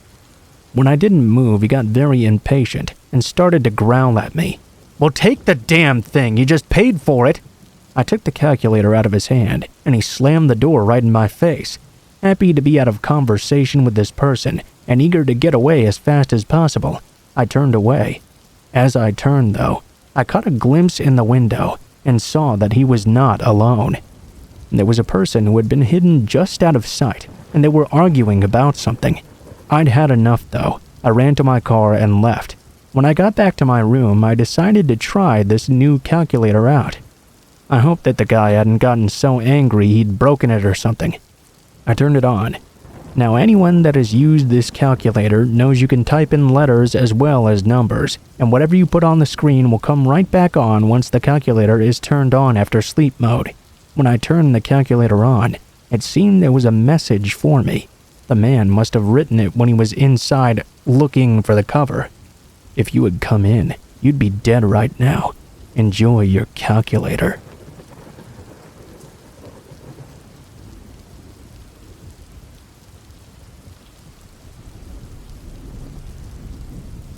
I really hate getting things on Craigslist. I decided to browse OfferUp this time and give it a chance because I'd seen some really awesome stuff on there before. I browsed the beauty section a bit to see who was selling and what they were selling as well. Clothes, makeup, accessories, tons of other cute stuff as well. I found a particular seller who was selling some MAC makeup and Urban Decay. These are really expensive brands, so I was very excited to see I could get some MAC lipstick for $10 and the Naked palette for $20. This is where it gets screwed up though. I contacted the seller to inquire about these pieces being sold. There was a bit of a language barrier because I didn't speak Spanish. A few hours later though, the user messaged me, now texting in fluent English. I asked the person to meet up so I could pick up the makeup and have the cash ready. No response. Sometimes OfferUp can be a little annoying when people don't answer back, or when people waste your time often. A few days later though, she messaged me back, asking me for directions to a meetup spot. I agreed to meet her at a local Walgreens in my area. We met at around 11 a.m. in the morning. She was a short Hispanic woman and didn't look at all like her profile photo on the app. She told me to sit in the front seat of her car and look at the makeup there. What bothered me was her attitude as well. It was like she was trying to rush me in. As I approached, I almost didn't believe what I was seeing. She had this huge MAC palette for $20 and all kinds of lipsticks as well. I asked her to wait a moment for me while I went to the ATM in my Walgreens. I took out a $50 and purchased a palette and a few MAC lipsticks. When I got home, I tried on the makeup and went out for the evening. I was extremely lucky to get such a deal, or so I thought. After using it for a few weeks, I told my friend about the app and showed her my new purchase. My friend gave me some heartbreaking news though. It seemed I had been ripped off. I wanted to know how the hell that happened. She explained to me that the makeup was clearly counterfeit and that MAC never made such huge palettes with so many bright, loud colors. It was made in China or sold off Alibaba or something and resold for under retail. The lipsticks, counterfeit as well. So you're asking, what's the horror in this story? Well, let me tell you. A few weeks after I started using this makeup, I started to notice an odd rash developing just above my eyelid. After a while, it progressively got worse and worse until my face ended up swelling so much I could barely see out of my eyelids.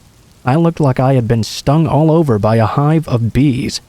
Of course, I messaged the user asking why she'd sold me this fake product.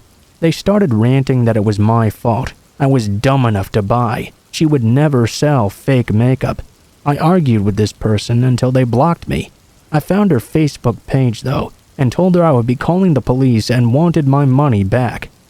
Again, she blocked me and told me to fuck off, that she didn't need to refund me anything. While this was going on though, my symptoms were getting even worse. I ended up getting some sort of pink eye, and my eyelids were now so swollen they were completely shut. I was pissed off. I reported her everywhere I could. Within a few hours, the profile was taken down, and I wanted to pursue this in court. It's still an ongoing thing because it's being investigated. I guess OfferUp is not responsible for any damage done by buyers or sellers. To any ladies out there, don't buy any makeup pretending to be from some high-end expensive brand, especially since it's so cheap. My swelling has luckily gone down now, but there's a permanent scar above my eyelid, and pus has been coming out as well.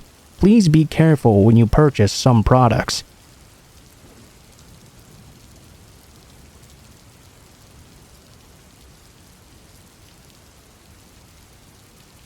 I went to a college town in a big university, which I also attended. A second school with about 5,000 students and a technical college were there as well. Because of this, there were a lot of people around all the time, mostly young people. For context, I'm a 5'11", slightly overweight female with broad shoulders. Usually people just wouldn't bother with me. I did get the occasional creeper that would say I'm tall as a cool glass of water, or dem legs or what have you. I lived a few blocks from campus, so it wasn't uncommon for me to have to walk to and from classes. One night, however, I had met with a group for a class project after class. We were in a bit later than I thought we would be, so I had to walk home around 10 p.m. alone in the dark. I was fine on campus itself, but a block after departing from the campus area, I suddenly got a gut feeling that something was wrong. I could tell there was someone following me now. Most of the town was shut down. It was a small Midwest place where everything closed at 9 p.m. during the week. There was still a single pizza place open, but I had just passed by it. I looked ahead. There were two girls walking just ahead with a pizza, seemingly carrying it back to their apartment or whatever. I decided it better to embarrass myself than become a victim. I yelled after them, "Hey guys, wait up!" Those girls were total strangers. They turned around, clearly expecting to find a friend of theirs. Instead, what they saw was a strange girl suddenly flagging them down, and just behind her, a guy with a hoodie who had stopped walking as soon as she called out. It seemed they both understood that something wasn't right, because in the moment they decided to play along. "Oh, hey girl, we're on our way to Brandon's party. You want to take a walk with us?" I caught up to them and pretended I needed to get something out of my bag. We stepped off to the side, and they were both giving me a freaked out look. At that same moment, the hooded man passed by us with this look of complete hatred in his eyes. He looked directly into mine, and his gaze almost burned me. He continued walking quite fast. I ended up going to the party with these new friends. Later that night, we got a campus alert message that a student had been attacked a few blocks off campus. The description completely matched the guy who had been following me. We contacted the police, and luckily soon after the guy was caught. I still talk to those girls occasionally, even though we live in different parts of the country now. I'm glad I never had further encounters with that man.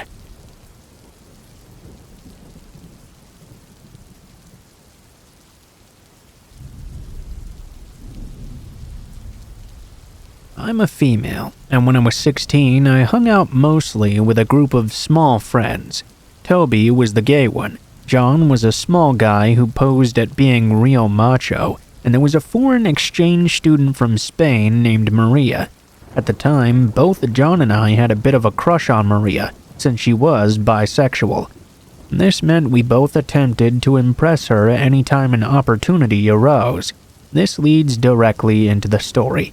One night in October, we were all hanging out at Toby's house, smoking some weed like the fly little shits we were. Maria said that she wished she could do something scary, since Halloween was close by. It was also her first time in the States as well. Me, being the absolute coward that I am, loved the idea of doing scary things like ghost hunts and stuff, but actually doing them was a different thing entirely. Still though, I wanted to impress her with my bravery, or I suppose my stupidity, however you choose to look at it. I suggested going to this place called Spider Gates. It's an old cemetery in Leicester, Massachusetts that's a bit of a hike into the woods, and super old as well. It's also supposed to be really haunted. We drove the half hour in my dad's beat-up Pathfinder, down into the middle of nowhere, until we came to the path that led deeper into the woods where this cemetery was. I parked right across the street from it. The car wouldn't even lock because it was so old and beat up, so we had to just leave it there and take the keys with us. We smoked a bowl or two on our way to the cemetery. Once we got there, we were stoned out of our minds. We walked around for a little while, and while the ambience was quite creepy, nothing really happened. We did hear some rustling occasionally and some stuff that was probably just animals or the wind blowing through the trees and making eerie howling sounds, but it was nothing out of the ordinary for such a place. We went to the part of the cemetery where the ground was raised up a bit, like you were standing on a small stage. There were trees surrounding it basically in a circle, and we smoked another bowl there together. We had been there for what must have been 20 minutes or so, just talking, smoking, and laughing about dumb stuff, when we heard these loud, heavy crunches through the leaves and twigs, coming from deeper into the woods, the opposite direction we had come from. It didn't sound like an animal either. We all quieted down and looked over, but it stopped as we did so. We shrugged it off quick. Looking back, this was stupid even if it wasn't a person. The area we live in had some bears, so it could have been quite bad still. We went back to smoking. John and I attempted to pathetically flirt with Maria, while Toby flirted with John, and it was generally just a good vibe. Maria stopped, though, and told us to look into the woods suddenly. Right where she was pointing, about 50 to 100 yards away, there was a light. Basically, it looked like someone was holding a flashlight pointed right at us. They were so far away, though, that it didn't seem the beam was reaching us. A few seconds later, though, it went out, and we could hear this really weird, high-pitched, hyena-like laughing. I'm talking some real crazed, maniacal clown laughing. What the fuck was that? We were miles away from any houses. Before anybody had the chance to say anything else, another light flashed on, this time closer, 50 or so yards to the left of the first one. We could hear sprinting through the woods from the direction of the first light, when the second went out with the same creepy laughter.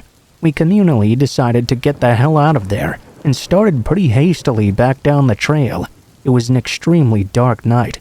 The clouds were heavy set in front of the moon, so seeing anything besides what our cell phones illuminated in the night was basically impossible. A couple minutes down the path, we started to calm down a bit and discuss what was going on. After a few seconds of calm, though, the heavy footsteps started up behind us in the leaves. We stopped and turned. About 50 feet behind us, only barely visible in the darkness, was the outline of something in the middle of the path. Honestly, I probably would have shit myself if I hadn't been so high. John, being the brave macho guy, stepped out in front and yelled at whatever it was to leave us alone. A light switched on, I'm assuming in the person's hand, and they didn't move. They just stood there holding the light and shining it down on us. John yelled at the person for another 30 seconds or so before they turned off the light and just started to walk away. All the while, that same crazy laughing started coming from far in the woods. We quickly made our way out of there and went back to the car. We got ready to drive as far away as we could, but when we turned the key, nothing. Not even a slow turnover. Nothing at all. John liked to think he knew something about cars, so we all got out while he looked under the hood. The 2 cables that connected the battery were hanging free, and the screws that attached them around the posts or terminals were missing. He didn't know if we could reconnect them without the screws, and honestly, I had no idea either. We decided to try and call for help, only to find there was now no cell service. What the hell were we supposed to do now? We were in the middle of the woods with a dead car and no way to contact anybody. Those creeps surely weren't far behind, because we could still hear them laughing like hyenas, playing a manhunt in the forest. Lucky for us, only a minute or so after, a car came down the road, and seeing our hood up, pulled to the side to see if we needed help. I was really happy to see it was 2 older women, and not some maniacal laughing freak that was also in on it. We gladly accepted the ride from them to the nearest place with cell service, and called my parents to come pick us up. Needless to say, they were sort of upset with us for going to the cemetery in the first place, since it was technically trespassing. Also, for abandoning the car there. Overall, they were just glad we were fine after getting in the car with strangers, however nice and innocent they seemed to be. The next day, my dad, Toby, and I went back to get the car. Weirdly, this time we both had cell service. I'm not sure what was going on out there. I'm just glad those 2 old women came by and offered a ride when they did. I'm not exactly sure if they were just having some twisted version of fun, or if they were out to do some actual harm, but I'm glad we didn't have to find out that night.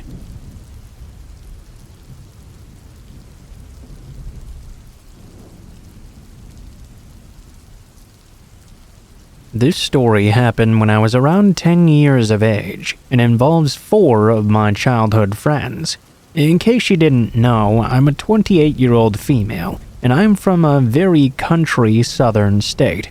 This was the most awful thing I've ever been through, and it takes place back in the mountains. I was always so excited to see the weekend approaching, partly because I had such a cool mom. She would always take me awesome places with my friends, and pretty much just let us have all the freedom we wanted. The other part was I always got to spend my weekends with my best friends. My friend Belinda asked if she could spend the weekend with me this time. I asked my mom, who said yes, of course. I waited until her mom dropped her off at the bottom of my hill and walked down to meet her. She walked excitedly back to my house. My mom then said her best friend Chris, who's also a woman by the way, called and asked if we wanted to come up to their mountain home for a visit. My mom asked if Belinda and I wanted to go with her. We replied with a happy yes. Chris's kids were Alan and Jay, who just so happened to also be 2 of my best friends. Belinda had a huge crush on Alan, and I was secretly in love with Jay. We left our house within 10 minutes and descended to their home. There was very dense forest for miles upon miles around here. After about 20 minutes of driving, we finally arrived. My mom went in and was greeted by Chris. Belinda and I stayed to talk with Alan and Jay. There were also a few other kids around too. We knew everyone there and talked with all of them. Scott was the oldest, Jay was the second oldest, then it was Ray, and Alan was the youngest. They all kept going on and on about this cabin they had built far out into the woods. It was probably about 3 miles into the forest from their home. The boys wanted to take us down to explore it, and we agreed. I was used to roaming half these woods, and I always loved venturing out into them. I grew up there my whole life, but that all changed after this. We told them we had to ask my mom and use the bathroom first. They sniggered, jumped onto their ATVs, and screamed they were going on ahead of us, and told us to follow when we were done. We go into the house, do our business, and asked my mom if we could go. We were in a hurry to catch up. She said yes, but for us to be very careful. So of course, we raced out of the house to follow them. We started walking down their hill to descend the main dirt road. We had to walk approximately half a mile to get to the road that led to this supposed cabin. All mostly downhill, thankfully, except for the flat main bottom road. We skipped merrily along, talking about the guys as we were going. They always loved to play pranks and jokes on me in particular. I guess since I was like their sister and had grown up with them. I told Belinda I had a strong feeling they were going to jump out and scare us or something. Little did I know I was in for a much different surprise. We walked around another 2.5 miles to finally reach this cabin. It felt like it took forever. This wasn't even a road, but just kind of a dirt path. When we finally arrived, it seemed no one was there. We walked on to the little porch and knocked on the door. I was waiting for one of the guys to just jump out and try to scare us. We stepped back and marveled at the cabin. Jay had really done a good job on it. He had always been into building, creating, and growing things. We finally just checked the door, only to open it and step into a little room. The cabin only had 2 rooms, it seemed. Not very big at all. No one appeared to be inside or in the general area. All we could hear were the sounds of wildlife. We stood there for a moment, trying to figure out what to do. It was then that we heard an ATV a little ways above the cabin, not back towards the main road, but further out down the path. We followed the sounds and finally saw the guys. They were speeding off down that path. They stopped long enough to yell at us to keep following them, and took off down the path of the woods. We both groaned very audibly. Belinda expressed concern and just wanted to go back the way we came. It was probably around 3 in the evening, and she didn't want to be out in the woods that late. I, on the other hand, was a true-born explorer. I wanted to keep going down this unknown path.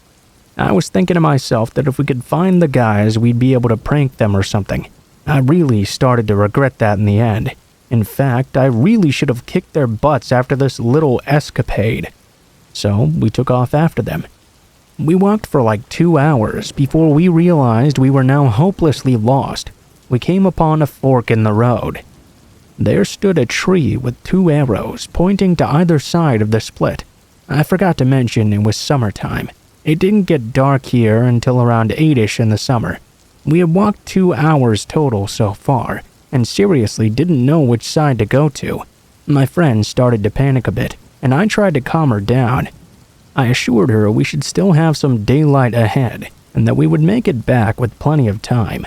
I wasn't too sure about that truthfully though. We were 7 miles into the woods now, and they seemed to be endless. I had no idea of our location. We decided to stick towards the right of the mountain, so we took off. Belinda was laughing and saying we needed to kick their butts later. I laughed and we made plans to get them back. We walked on for what seemed like forever, and somehow ended up back at that split in the road. It was now growing darker, nearing dusk with every passing minute. By this time, my friend and I were totally freaking out. She was sobbing and asking me how we were going to find our way back. I tried to stay calm and reassure her, but on the inside, I was just as scared. We were stuck frozen there at the split, trying to figure out where to go next. That's when about 15 yards back, I heard a twig snap behind us. I shushed Belinda and asked her if she'd heard that too. She started smiling and was about to call out for our guy friends when I stopped her. I told her to stay quiet for a moment. We continued to hear the footsteps behind us. For some reason, I felt more terrified than I ever had been in my life. I whispered for Belinda to start walking slowly down the left fork. The footsteps kept inching their way closer to our location. We tried to be as quiet as we could, but there were leaves everywhere around us. For some reason, I could just tell that these footsteps did not belong to any of our friends. I had this awful feeling of dread, and my friends started to pick up on that. The footsteps started to get closer and faster. I decided to book it down this path, and my friend followed close behind. I had this feeling in my gut that I was now running for my life, and that if I slowed down, I was never going to make it back home again. We finally reached this embankment off the side of the path, and we decided to climb up it. I tore into the mountainside, and my feet and legs scratched up along the way. We could finally see a barn up ahead of us. It was old and had not been used in a long time. The footsteps still approached us, after a brief pause. My guess is they were trying to be quieter as we reached into an area with less foliage. Also, we had descended into these tall grassy fields, which made it easier to mask any sound. I finally realized our surroundings. I remembered this was a family graveyard just up ahead, very old, with very large tombstones, as well as some crypts. I decided that was probably our best chance to hide and get a view of this person who was now chasing us. We ran through the old iron gate and hid behind the largest tomb we could find. It grew very quiet as we stood there frozen. My mind was racing. My body was shaking. My heart was beating beyond control. Who was this chasing us? What did they want from us? I had so many questions. We sat there for what felt like an eternity. It gave us a chance to calm down and correct our breathing and cool down from our run.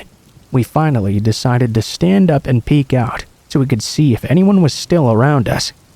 We crept up slowly, still crouching behind the graves. What we both saw literally just about made us pee our pants. There, at the entrance of the cemetery, stood a man. Someone about 6 foot tall, who appeared to be very heavy set, wearing all dark clothing. His eyes were dark and wild. He was searching the entire graveyard with his eyes, clearly trying to listen for us. We both immediately ducked back down out of sight. We started to breathe heavy again. We were scared to death he'd just seen us.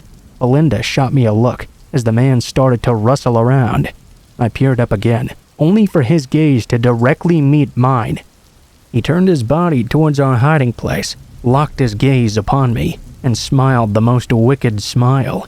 Then he called out, "There you are." I didn't even hesitate. I screamed and we both jumped up and started running back toward the cemetery fence. The man started to chase behind us.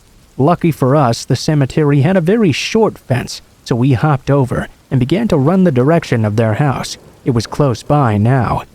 We ran out of the clearing and reached the gravel road. We didn't slow down, stop, or look behind us. We ran as fast as we could towards their house.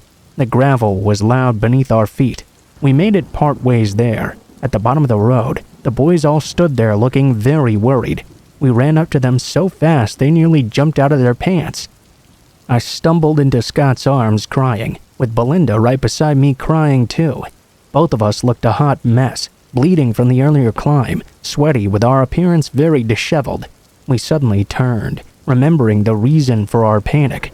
There was a man running back towards the graveyard behind us.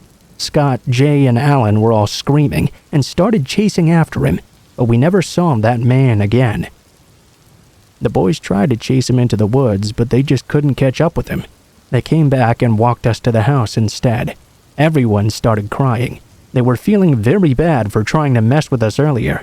Our parents were of course waiting on us scared to death. Jay and the boys admitted to leaving us behind and taking off in the woods. They thought it was funny and that we would find our way back on our own. As it grew later though, they began to worry about us and had gone back through to try and search for us, only they couldn't find us. They went to all of our parents and admitted what they did. They went all to search for us and started to panic when they still couldn't find us. Chris had actually been on the phone with 911 when we finally arrived, about to send out search and rescue. We'd been gone for close to 5 hours. We told them the whole story, and about the man who followed us as well. Police showed up to question us all and asked for the man's description.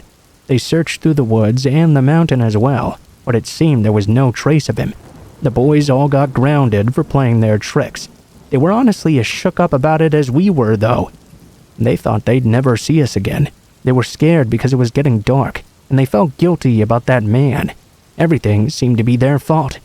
Needless to say, though, in the end we forgave them. I never did go back to that cabin, though, or to that part of the woods ever again.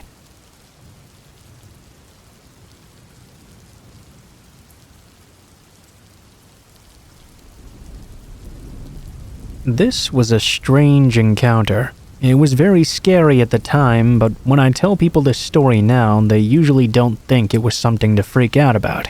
Last Thanksgiving, I was driving home from college with my friend. Both 21 at the time and both women. I live in a very isolated part of Arkansas, which requires driving through an hour of hairpin turns through the mountains. There are a lot of blind turns, and the whole time you're driving on the edge of these huge drop-offs with no barriers. I'm usually pretty confident about driving through these mountains, but we were in my friend's car this time. I was going slower than usual to compensate, driving only 5 over the speed limit. Almost as soon as we started the roughest part of the drive, though, another car started tailgating us pretty damn close. This was really stressing me out.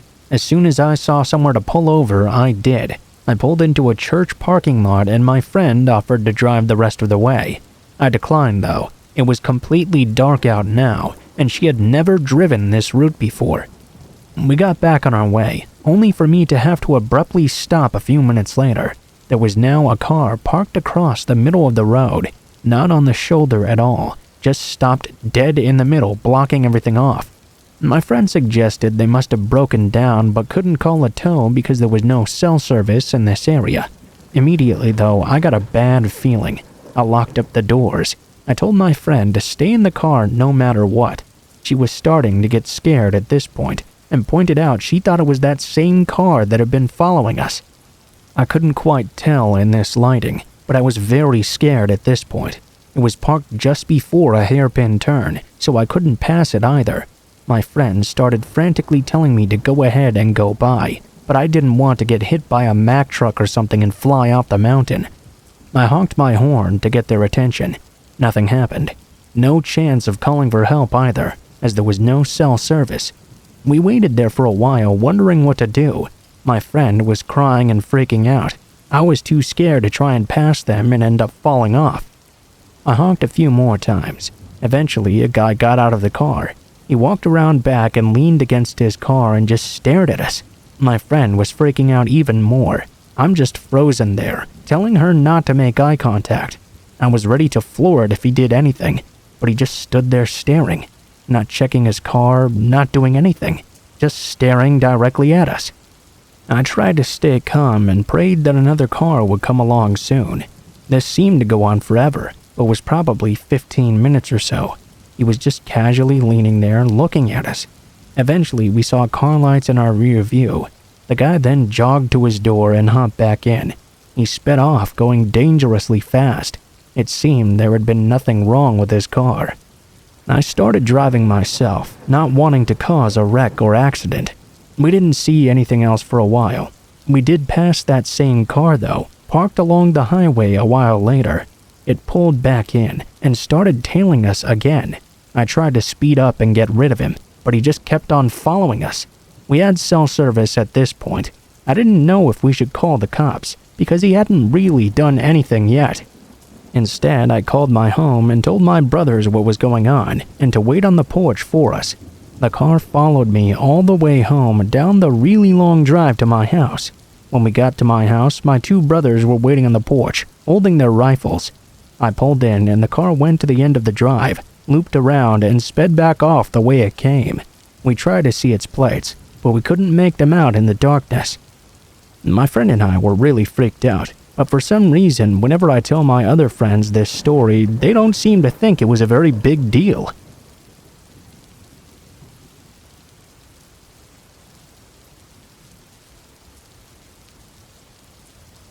So my boyfriend recently moved to the city and got this room in this student building. To explain, we have 3 different levels and each level is exactly the same. 4 individual doors with individual locks. Each door is a separate room you can rent. So, you share shower, toilet, and kitchen. Overall, it's kinda like having your own place though. More like an apartment than a house really. He lives on the 3rd floor, and we recently bought a cabinet for his place. We were lifting the cabinet through the front door when this guy comes into the building with us. We politely let him pass us by because lifting this damn thing up the stairs was going to take a hell of a lot of time. I smiled at the man and waved hello. Then I saw his face. Legit, all my stranger danger alarms started going off right away. He had this strange smile, like a smug, satisfied thing. He towered over me. I could see his dirty mustache, which was barely even considered one. It was the kind of thing 14-year-olds would grow. Nothing really there yet, just some dirty hairs. We noticed that he'd gone to the 2nd floor, so lucky for us. My boyfriend and I tried to ignore him. Once we got upstairs, though, we both agreed he creeped us out quite a bit. We tried not to judge and just let it pass us over. A week or so later, we had a dog over. We go and walk him in the evening. It was still light outside at this time. Anyway, we started to walk back to the building when we spotted that same creepy guy from before. He was kinda just walking in slow motion, not a care in the world, completely oblivious to everything. That's not what creeped us out though. Looking at his face, there was no way he was sober. He was completely away from this world, very visibly on drugs. In that moment, the way he walked and the way he looked, I got really bad vibes from him. I didn't want to get close to him at all. My boyfriend and I decided to not walk back with him to the building. We took another route instead, just to avoid being close to him. We sure took our time, too, to make sure he was in his room before we entered. This is the real creepy part. I have to give you some background information now. 3 weeks before our first encounter with this guy, someone had been randomly murdered while jogging near the school campus. Stabbed in the back. Died instantly. The suspect had been seen at the time near the campus, so a drawing had been released. They didn't have him though, and didn't really have much to work with. It was all very vague. Just today, my boyfriend and I got back from his work at 4 in the afternoon when we noticed someone in a suit standing outside. Didn't really think much of it at first. Later that night though, the guy who lived next door caught me as I got back from the bathroom and asked me if we already had a key of the front door. I said yes we did and asked why. The police had had to break the door down apparently, so he was in charge of getting everyone new keys. My boyfriend at the time joined us, together with the person who lived on the other side, and asked what happened. Apparently that guy who killed the person near campus was that guy living on the second floor. I asked if I could see how he looked. He told me he was tall, black hair, weird mustache, looked kinda dirty. My boyfriend and I were in utter shock. We'd lived so close to a murderer. Someone who'd been around us at night, who cooked his dinner in the shared kitchen while he took someone else's life. Someone I smiled and waved hello to, and later tried to avoid.